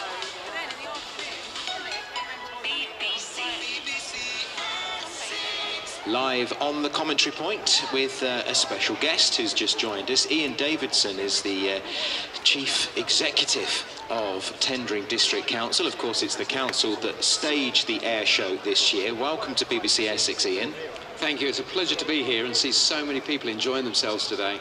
Now, a little birdie told me that you are the longest continuously serving chief exec of any local authority in the country. Is that right? So I believe, yes.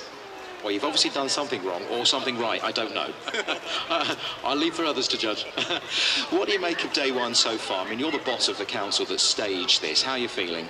Just over the moon to see so many people coming to Clacton, enjoying themselves, seeing such fantastic sights, and obviously seeing the red arrows here. It's an absolute pleasure. I don't know about you, but seeing those and seeing the Spitfire and the Hurricane, it puts the hairs on the back of my neck up. I liken it to thinking about 2012. Across the United Kingdom, there was a real feel-good factor. And I think the equivalent for us is our air show, and it is our feel-good factor for tendering. It's a lot of work, though, to put into this. Why does the council want to do it each year? It's a phenomenal amount of work, and we actually are very lucky. We've got a fantastic team who actually made it very slick because they've done it for so many years now.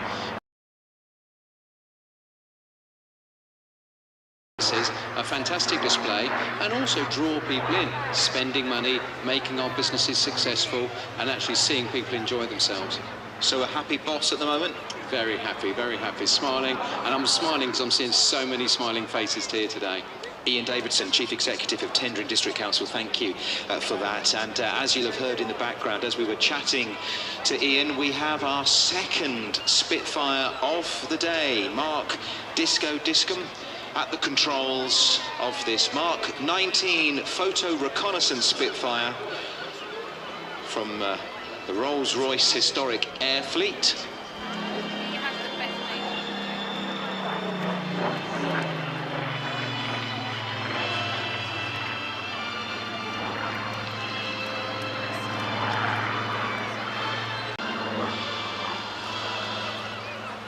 The Supermarine Spitfire was produced in greater numbers than any other British combat aircraft before or since World War II. 20,341 Spitfires were built in 22 different variants, and the aircraft remained in production for 12 years.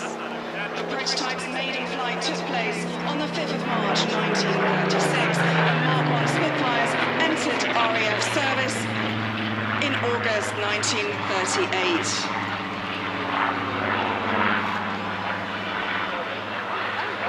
The development potential of this throughout World War II.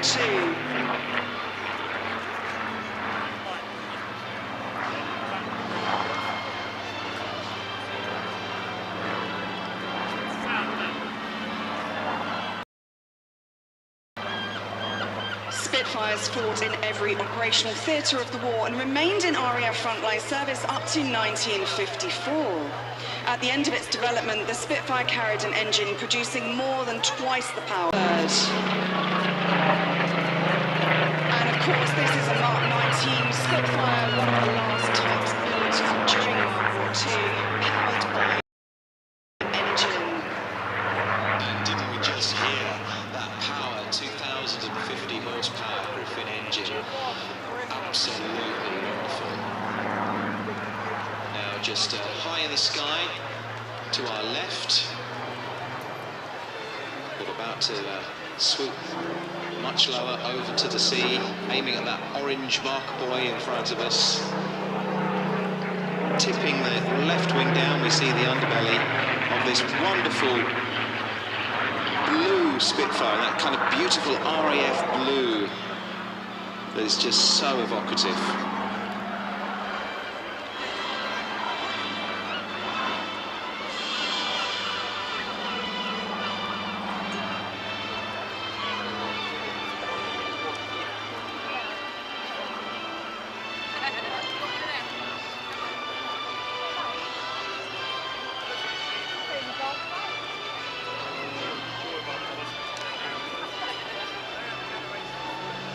The first Supermarine Spitfire PR Mark 19 was completed in October 1944. Powered by and the R-Type racing power plant, it included its design roots as a type blower for cabin pressurization. The engine is a 2,000.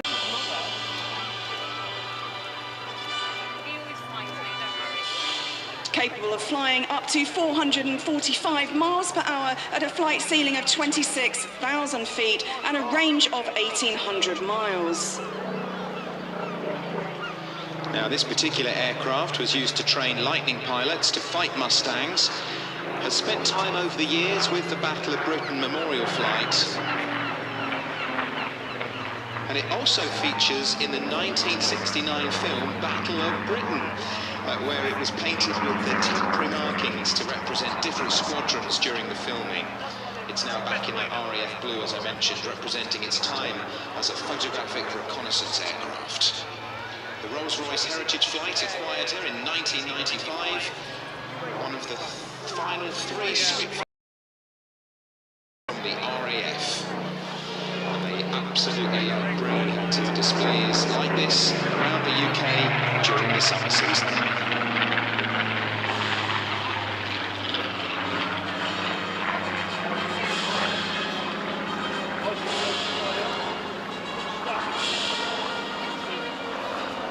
Rolls-Royce see this aeroplane as a dynamic and exciting ambassador, not just for the company, but also to inspire the younger generation and hopefully encourage them to choose science or engineering-based careers.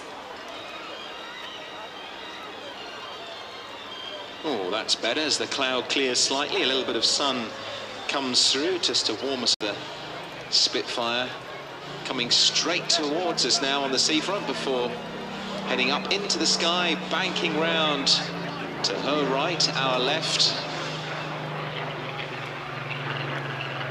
Now, PR Mark 19, this particular Spitfire was the final photo reconnaissance variant of the Supermarine Spitfire, and when the Mark 19 flew a photographic mission during the Malaya campaign over the jungles of Johor.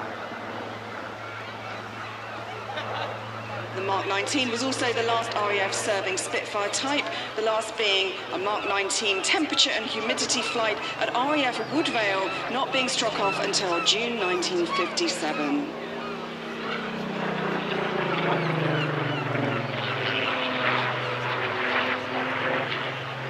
Of PRU Blue, an original RAF serial of PS853, although it's also known by its national registration of GRRGN. Rolls-Royce bore the longest endurance and the highest speed of all Spitfire marks.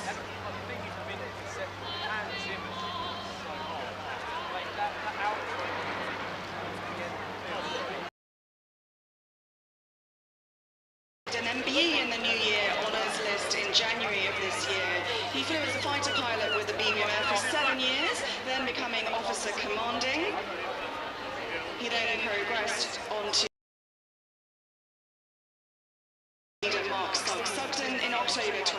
T1, where he joined 29 Squadron, the Typhoon Operational Conversion Unit at RAF Coningsby. He flies the Rolls-Royce Spitfire Mark 19 during displays. Many congratulations to Disco on this richly deserved honour in service to the Battle of Britain Memorial Flight. And as we hear that iconic song, The Lights Go On Again, a timely chance to remember VJ Day that was marked just last week, the anniversary, 80 years of VJ Day, which officially brought World War II to, thankfully, conclusion.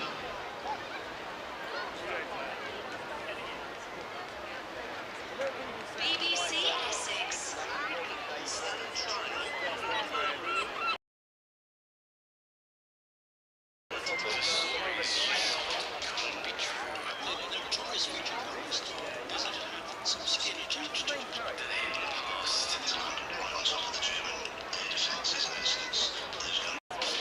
Radio Airshow. We're live from Clacton Seafront. Steve's got quite a lot of action to fit in, actually.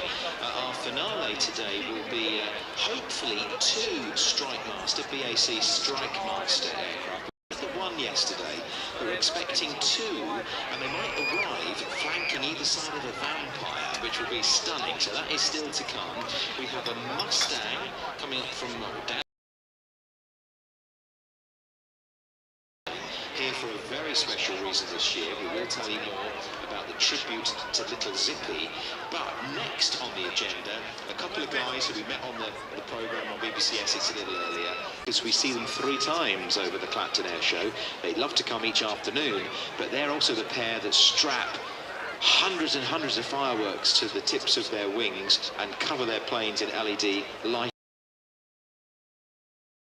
twilight display. So that's coming up just in about a minute or two's time. If you want to get a message to us here at the commentary point, you can use my email address. That's probably the easiest to happen, but by goodness it has. Ladies and gentlemen, boys and girls of Clacton, let's welcome the Firebirds.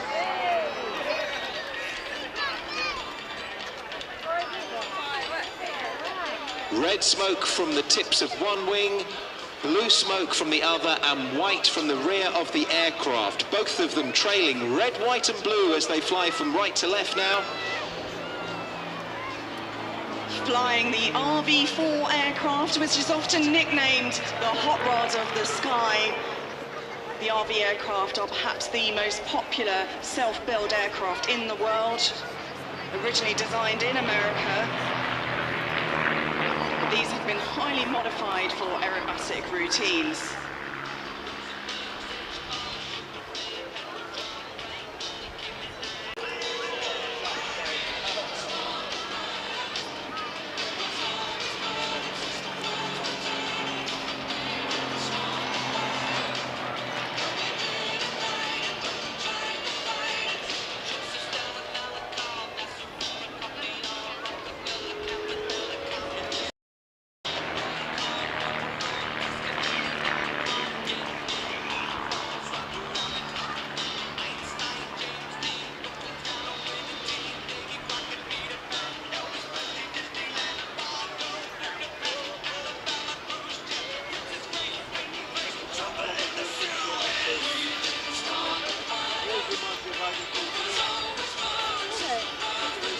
We're having a little boogie here on the commentary point here with the fantastic music accompanying this aerobatic display from the Firebirds. These aircraft weigh as little as a third of a VW Golf car, around 500 kilograms, but they are powered by a mighty 5.3-litre, 160 horsepower engine, giving it the performance of a hot rod.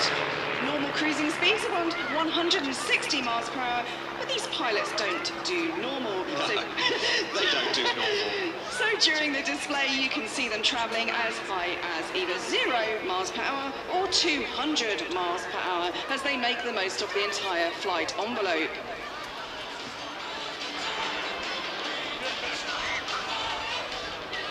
Wow, close formation from Nigel and John as they now fly From left to right, banking up into the sky, splitting off, fanning out, and heading in either direction. Now, what I love about the fact that, as we've said before, when the smoke trails out of the aircraft, you can see the precision of the flying because it marks the track of the aircraft. Both done a loop in the sky. Now one is chasing the other. The sun is glinting off their white bodies. The livery is all white on these Firebird aircraft.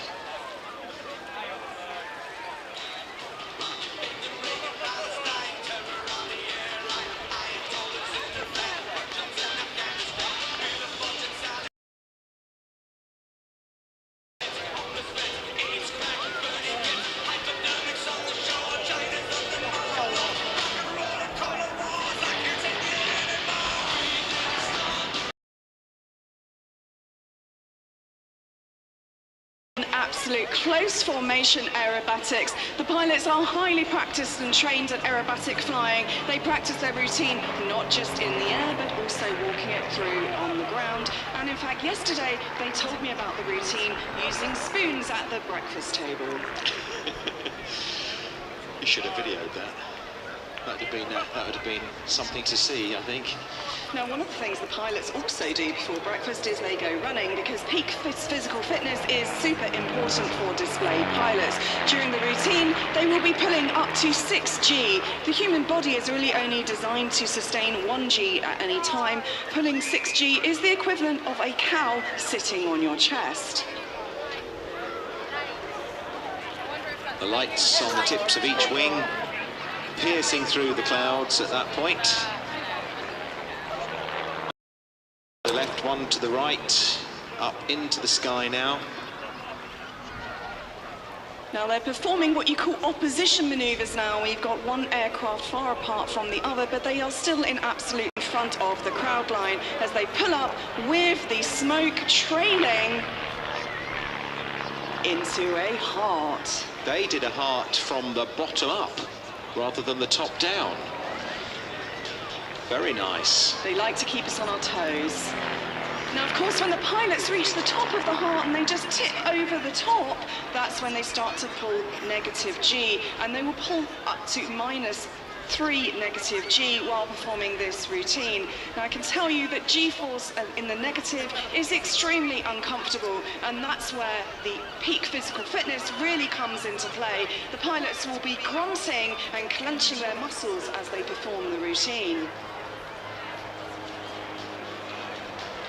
Clenching and grunting, I can imagine them now. And I love it, Ian, as they pull up to the vertical and then they twirl as they go. Very graceful.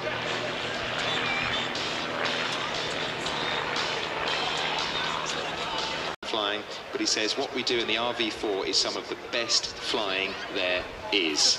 And who can argue with that when we see what they're able to do with these two aircraft, very light aircraft.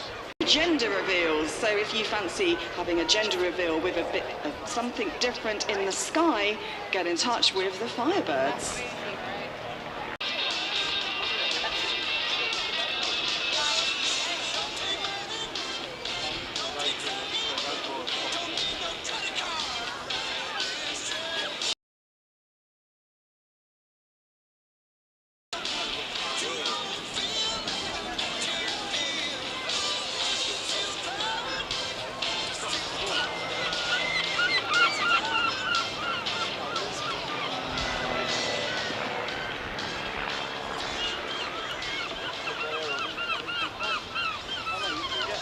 Now, pilot number 2 is John Doddy, who grew up in Scotland.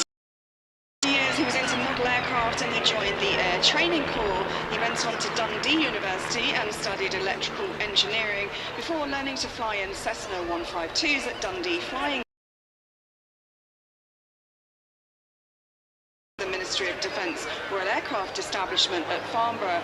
He then took on to flying chipmunks, tiger moths and tipsy nippers, and then had the opportunity to fly the RAF's Douglas DC-3.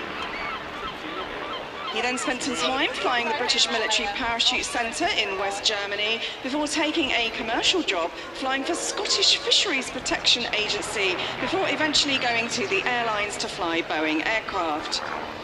When he's not flying airliners, John likes to pursue his passion for flying old aircraft. DC-3s, Firebirds, Spitfires, Hurricanes, Mustangs, Sea Furies, he's flown them all. And he's never happier when he's in the air.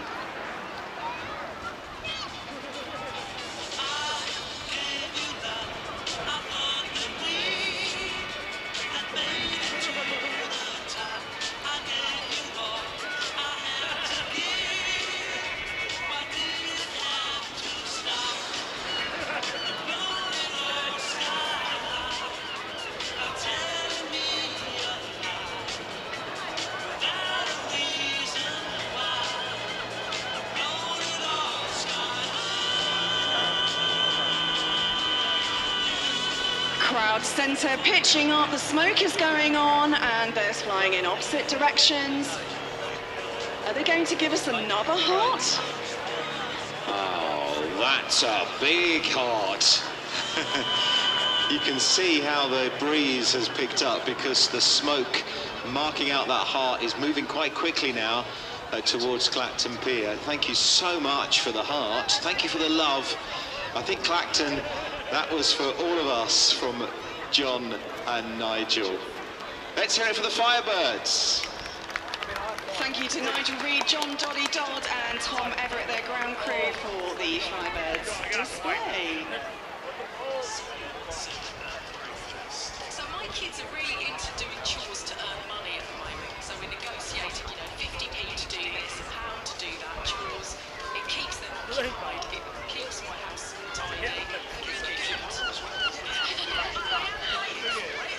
anything for a tidy house and a quiet life. In conclusion, if we're going to get £1,400 toilet brush,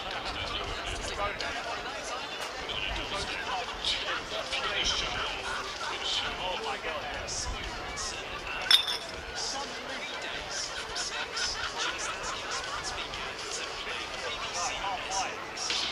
Radio Airshow. We're live in Clacton for day 2 of the air show. We've still got, I reckon, an hour of flying, very nearly, to come as we prepare for the Vampire and the Strikemaster pair. But we have a beautiful Mustang, Jersey Jerk, the name of the Mustang, joining us very, very shortly. Steve Scruton, our colleague on BBC. You've made it back then to the commentary point. Yes, and I'm still sober, although it's questionable about whether they are, some of them. But anyway, that's another story. But yeah, we still have in possession this navy-coloured wallet, and it's obviously precious to someone.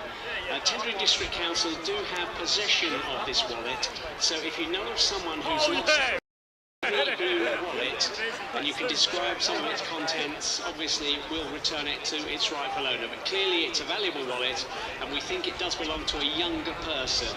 So if you know of that person who's lost a navy wallet with credit cards and all sorts of things in it, then go and see Tendring District Council, and we... Master is mentioned, and it's a sort of very dark navy, almost black leather wallet with a distinctive logo, a distinctive motif on the front and the back of that wallet. So if that is yours, or you think you might know who owns it, please do get them to report to Tendring District Council at the main control point, or any of the staff walking around the seafront, and they'll get it back to you. Jason's been in touch. Can you say hello to Nicola, Tom, Demi and Taylor? Can't attend the air show this year due to work. But baby Patsy and Jason are watching and listening to the great commentary from BBC Essex. Oh, Jason, thank you for that. I'm glad you are able to stay in touch in any way you can. Can you please give a shout out to Courtney, Lorraine, Joey, George, good old Nan Herb, Henry, Albie, Kate and Jordan, as it's a family tradition to come to watch the air show, and this year has been amazing. It has. I'm pleased to hear that you've enjoyed it, and that it's a family tradition of yours to come and see it. Chris says, please can you do a shout out to Julie, Tony and the gang who go to both days of Clacton Air Show every year, and absolutely, but there might be time for a few more. My email address is wyatt@bbc.co.uk. Can we say hi to Tony and Sammy sitting on the balcony enjoying the air show? Love from next door. So even the neighbours are using BBC Essex to get a message to each other, which I absolutely love. Thank you very much indeed. Ian, no Sabre F6. Can you explain why it hasn't flown? And can you shout out to my friend Reggie Squire? He's currently working hard at the Martello Lounge and deserves a shout out. Yeah, we had the flying display director Dave Walton on the commentary point with us on air a little earlier at the start of our broadcast. The plane was brought over from France, where it lives, to the UK, ready for the display, and I have to tell you, the pilot was so looking forward to being with us with his Sabre. It was yesterday and it continued today, so a technical problem meant that they just could not get it in the skies, and the pilot was absolutely instead. These things happen, Sam, you know, with the old aircraft in particular. Sadly, sometimes they go out of service, and getting the parts on the right place in time is not always easy. It isn't always easy. And in fact, I was reading a really interesting article that was an interview based with Frederick, the pilot, Frederick Apperet, who was obviously an Air France captain. He has a huge passion for heritage aviation, and he was saying that when he actually purchased the Sabre, he had a huge amount of spare parts, and at one point he counted 12,500 brake pads. So I'm guessing it wasn't a brake pad. No, we're okay on the brake pads front. To mention in connection with the Lancaster, Graham Drinkle, who comes each year to tell us about his father's squadron leader, Bill Drinkle, who served with 50 Squadron on the Lancaster. He went to Royal Grammar School in Colchester and lived in Great Clacton. So that's always a poignant moment for that. And there's, of course, the Lancaster crew, the RAF Lancaster crew, who crashed and died near Ipswich Road in Colchester, April 1944.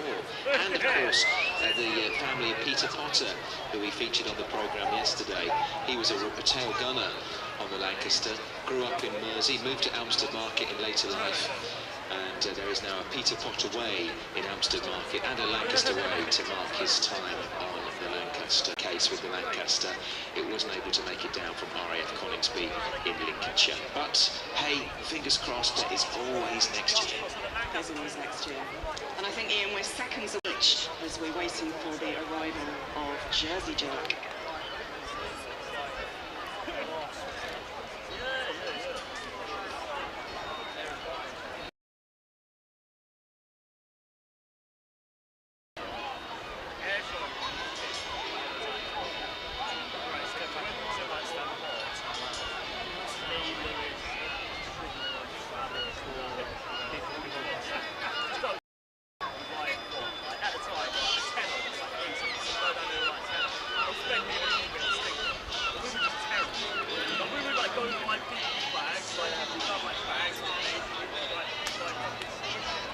Mustang has arrived.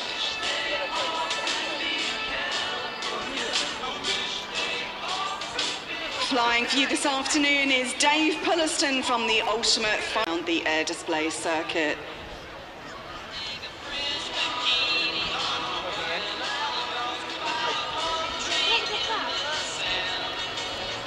And after that low, fast pass,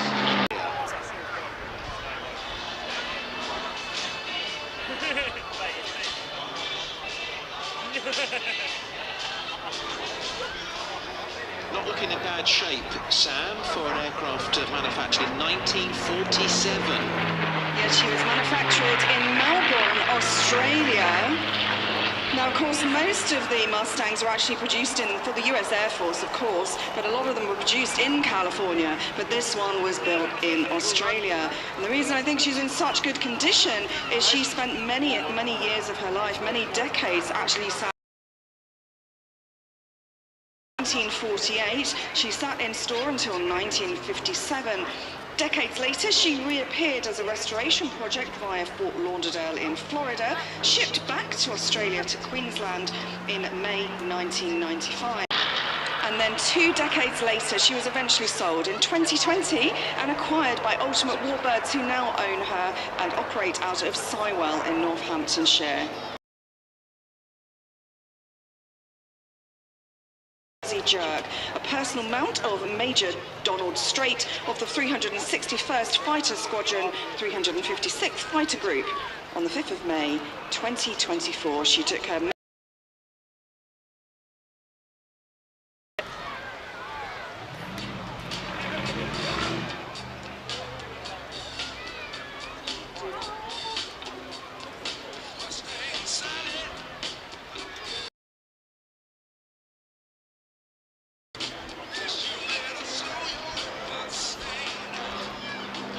So this aircraft honours Donald J. Strait, the top ace of the US 8th Air Force who flew from Martlesham Heath in 1945. The P-51 that Major Strait was best known for was his Jersey Jerk. In 1944, he became the CEO of the 361st Flying School. He was decorated 9 times, and the final honour was induction into the New Jersey Aviation Hall of Fame.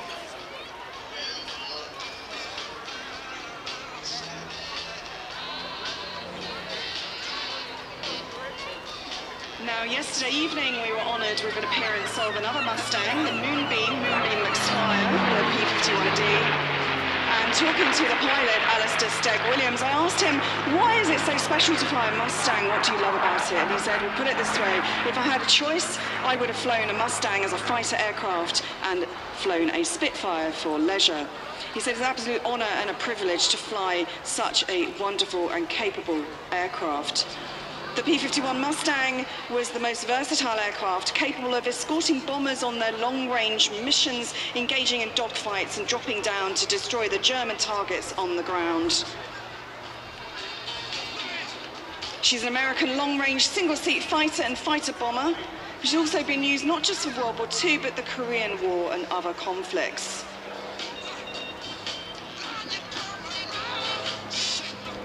Although she's an American aircraft, she spent a lot of time flying out of Britain during World War II, supporting Britain and the Allied troops on those bomber escort missions.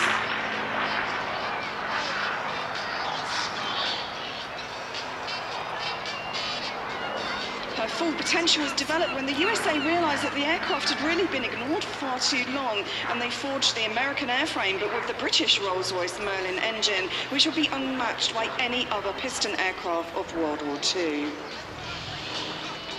On January the 13th, 1945, a Mustang known as Little Zippy ditched into the North Sea, tragically claiming the life of flying officer Birds, which accompany their display of Little Zippy. They say Flight Officer Raymond King, based at Wattisham in Suffolk, experienced engine failure and ditched his aircraft just 800 yards from the seafront in Clacton. Although rescued by the crew of the Clacton lifeboat, he never survived his ordeal in the bitterly cold sea and tragically died from hypothermia.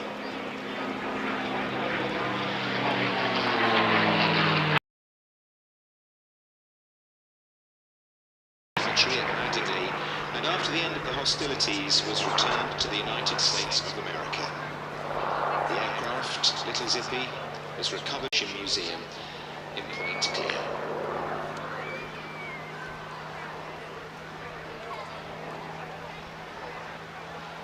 Now, we can hear from a man called Al.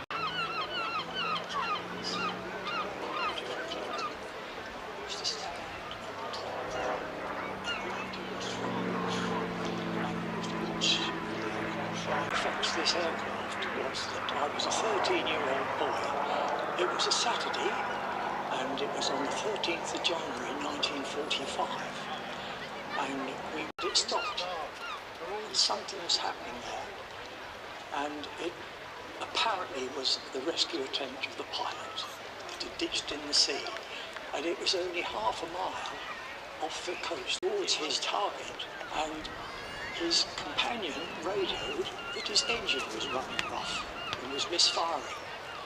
The pilot of Little Zippy, this aircraft, to turn back and escort his colleague back to his base with a rough engine. On the way back, in terrible weather, it flipped over, and the wreckage you do see was upside down, about 20 feet from the surface, and it was upside down in Albert Scott with memories of 1945, and what a poignant display, Sam, that was.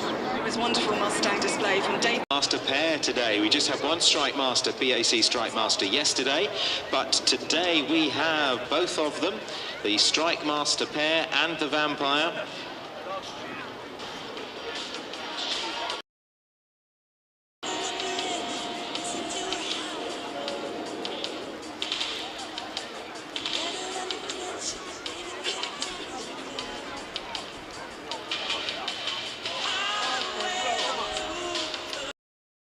Flying the FB52 Vampire this afternoon, Kenneth R. Wiesler from the Norwegian Historic Squadron.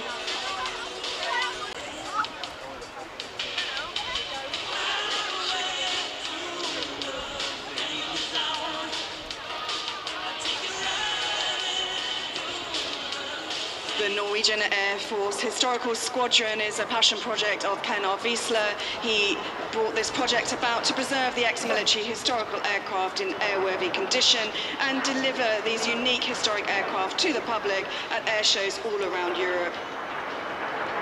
Now the clouds really have cleared. We have much more blue sky and a beautiful shot as the Vampire was followed by each of the Strikemasters. Now, as we look out over the pier to the left, once again flanking either side of the Vampire as they form that V with the Vampire banking round. If you're up towards the Holland-on-Sea end of Clacton seafront, you'll get a wonderful view from those new beaches all along from the pier up towards Holland. Flying along now, coming over the pier. 3 abreast. And the Strikemaster pair.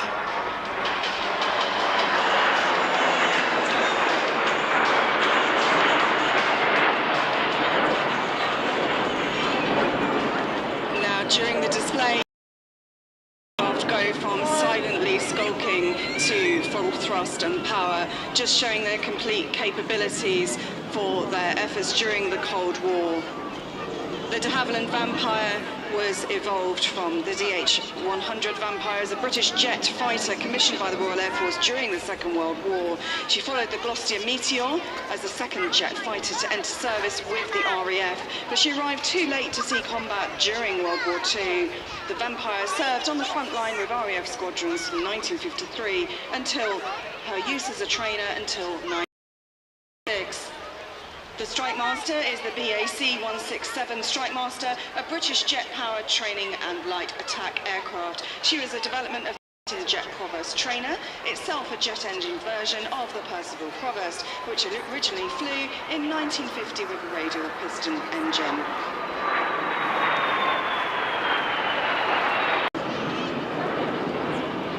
Smoke trailing from each of the Strikemasters. And that gorgeous sound of the 3 aircraft as they flew from and past us on the commentary point, and now going out over the water, over that barge again, Thames sailing barge. The sun really shining and glinting for each of the 3 aircraft there. And we will get to see each of them in turn. Well, we'll certainly see the Vampire on her own and the Strikemaster pair on their own shortly. But let's just the beauty of the 3 of them together in this formation, coming now over the Gunfleet Sands wind farm, as if they're coming directly towards us on the prom here in Clacton at the Greensward. Again, the smoke goes on the Strikemaster.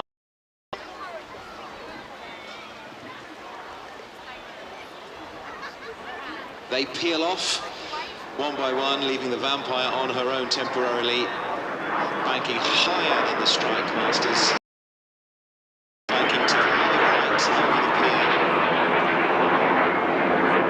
Well, as I say, each Strikemaster, one going left, one going right. So the 3 aircraft are now parted and preparing for their individual performances. So the Vampire creating a done for this show, and the Strikemasters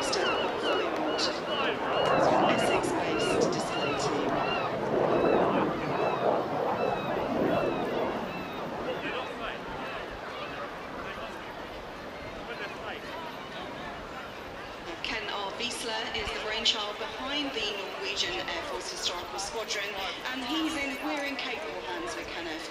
He's been flying since he was 15 years old, and he's accumulated over 15,000 hours of flying in his career.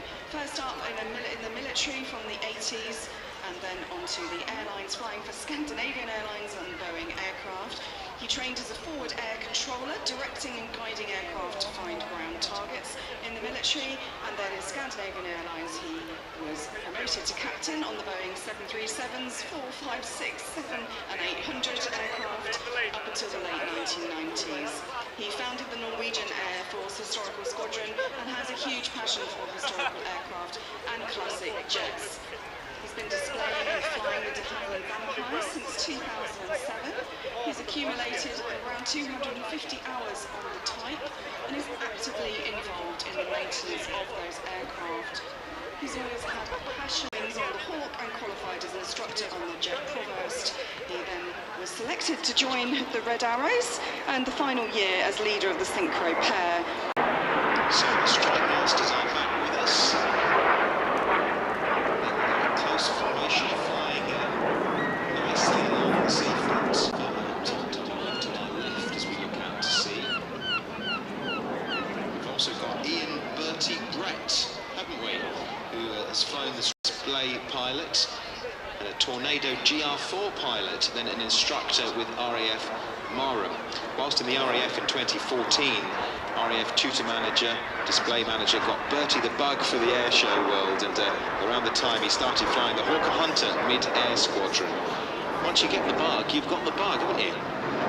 And Bertie's a familiar face here at Clacton because he used to fly with Team Raven. He was flying at Clacton with the Ravens before joining the Strikemaster team. He said the Strikemaster is a lot of fun to fly. It's very simple and straightforward with very basic classic instrumentation with big round dials versus the advanced TV screens that he sees on the airline aircraft he flies like the Boeing. He said it's fast.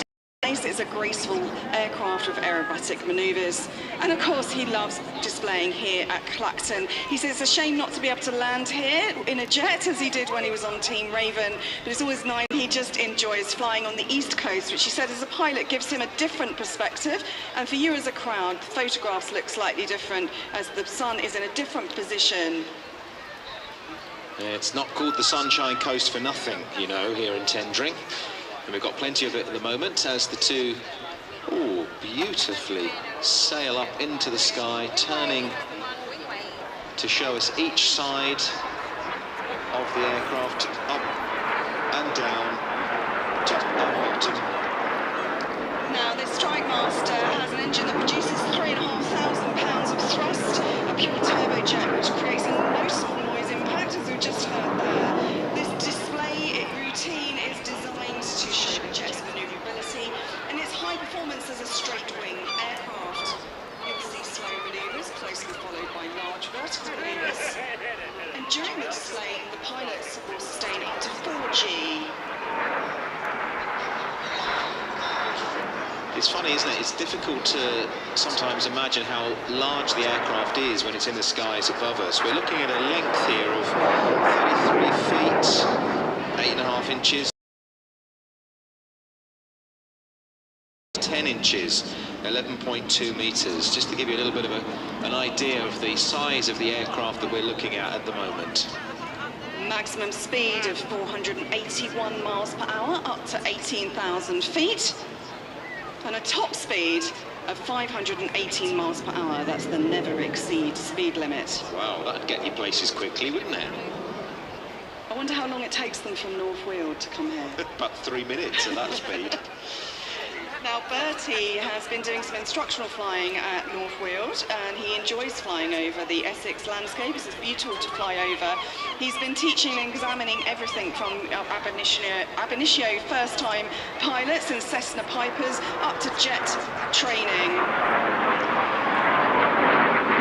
I don't know if it's Bertie's nice or a local Facebook group in Liverpool, which isn't very many miles away from Clacton. Chatter the other week about an aircraft that goes over at about 1 o'clock every day, and someone said, it might not be true, but someone said on the Facebook group, that's a Strikemaster. And then someone else said, yeah, it's on its way to North Weald every day. So I don't know where Bertie lives, if he's coming home for lunch or something. But we often see the Strikemaster preside. It gets discussed on various community Facebook groups. They're coming either direction now. Oh, and a wonderfully close pass, soaring out over the wind farm to once again crossover in front of us again. Both. Lots of crossover passes.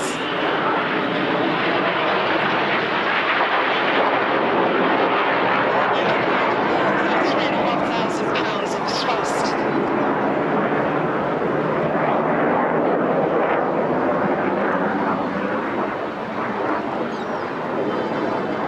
The B was modified with an upgraded engine, wing hard points capable of carrying 4 500-pound Mark 82 bombs, 2 machine guns, new communication and tanks on the wingtips. Which we can see when we look closely like that. We get such a good view. Over the pier now. But this is a massive loop.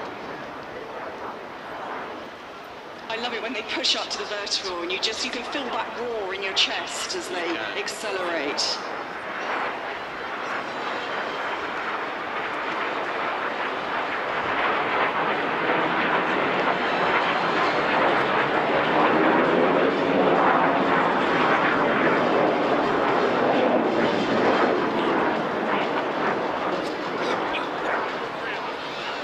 The Strikemaster was built by the British Aircraft Corporation at Warton in Lancashire.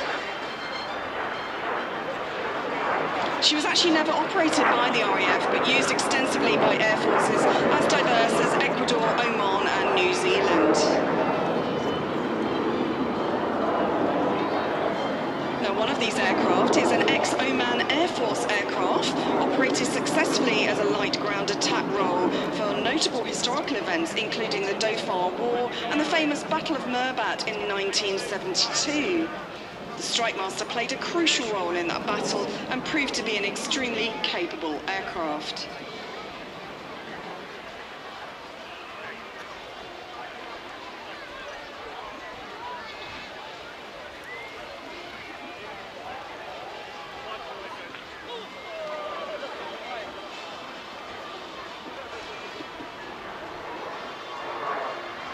Coming straight for us from the North Sea and up into the skies above. Going to do their own version of a heart then, with the smokers trailing as they turn up in the vertical, one left, one right, but the smoker's now gone off and they've peeled off in either direction.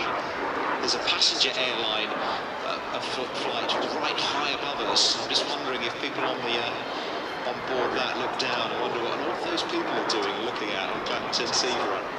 Now, of course, there's plenty of separation because we've got our strict rules that the aircraft pilots have to abide by, and they have up to 3,000 feet to fly their routines. And I'm just checking my notes, Ian, and when I interviewed Bertie last year, he said it took 12 minutes to transit from North Weald, just enough time to warm up, do a little bit of G and get themselves and the aircraft ready for the display. And as the Strikemasters disappear left and right, you might have heard the roar of the Vampire. The Vampire is back. This aircraft, the Martello Tower end of the seafront belly. She's now flying along towards the pier.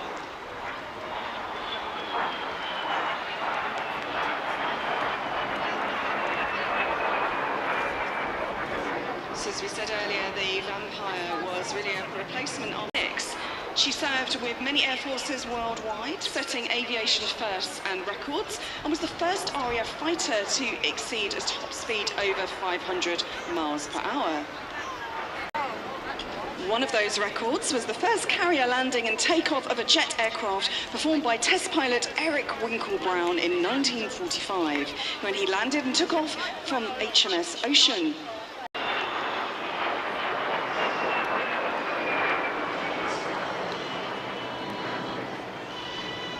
Another record record on July the 14th, 1948. 6 Vampire of number 54 Squadron RAF became the first jet aircraft to fly across the Atlantic Ocean when they arrived in Goose Bay in Scotland, Iceland, Greenland. From Goose Bay Airfield they went on to Montreal to start the RAF's annual Goodwill Tour of Canada and the US, where they gave formation. Almost 3,300 Vampires were built, a quarter of them under licence in other countries. And the Vampire was also developed into the de Havilland Venom fighter bomber, as well as the Naval Sea Vampire variants.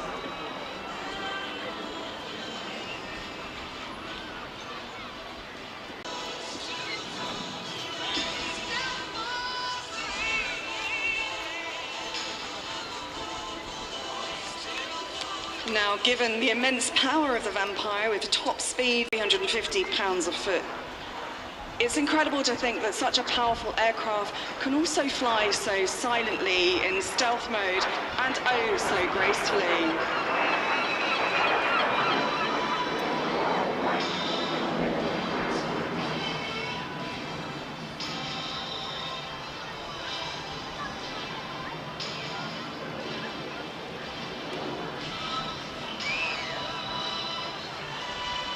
The Vampire was a mighty aircraft when fully Hispano Mark V cannons, 8 3-inch 60-pound rockets, or 2 500-pound bombs, or 2 drop tanks. The aircraft and that large fin as Ken flies so gracefully above us here on Clacton seafront, twirling as he reaches the top of the climb.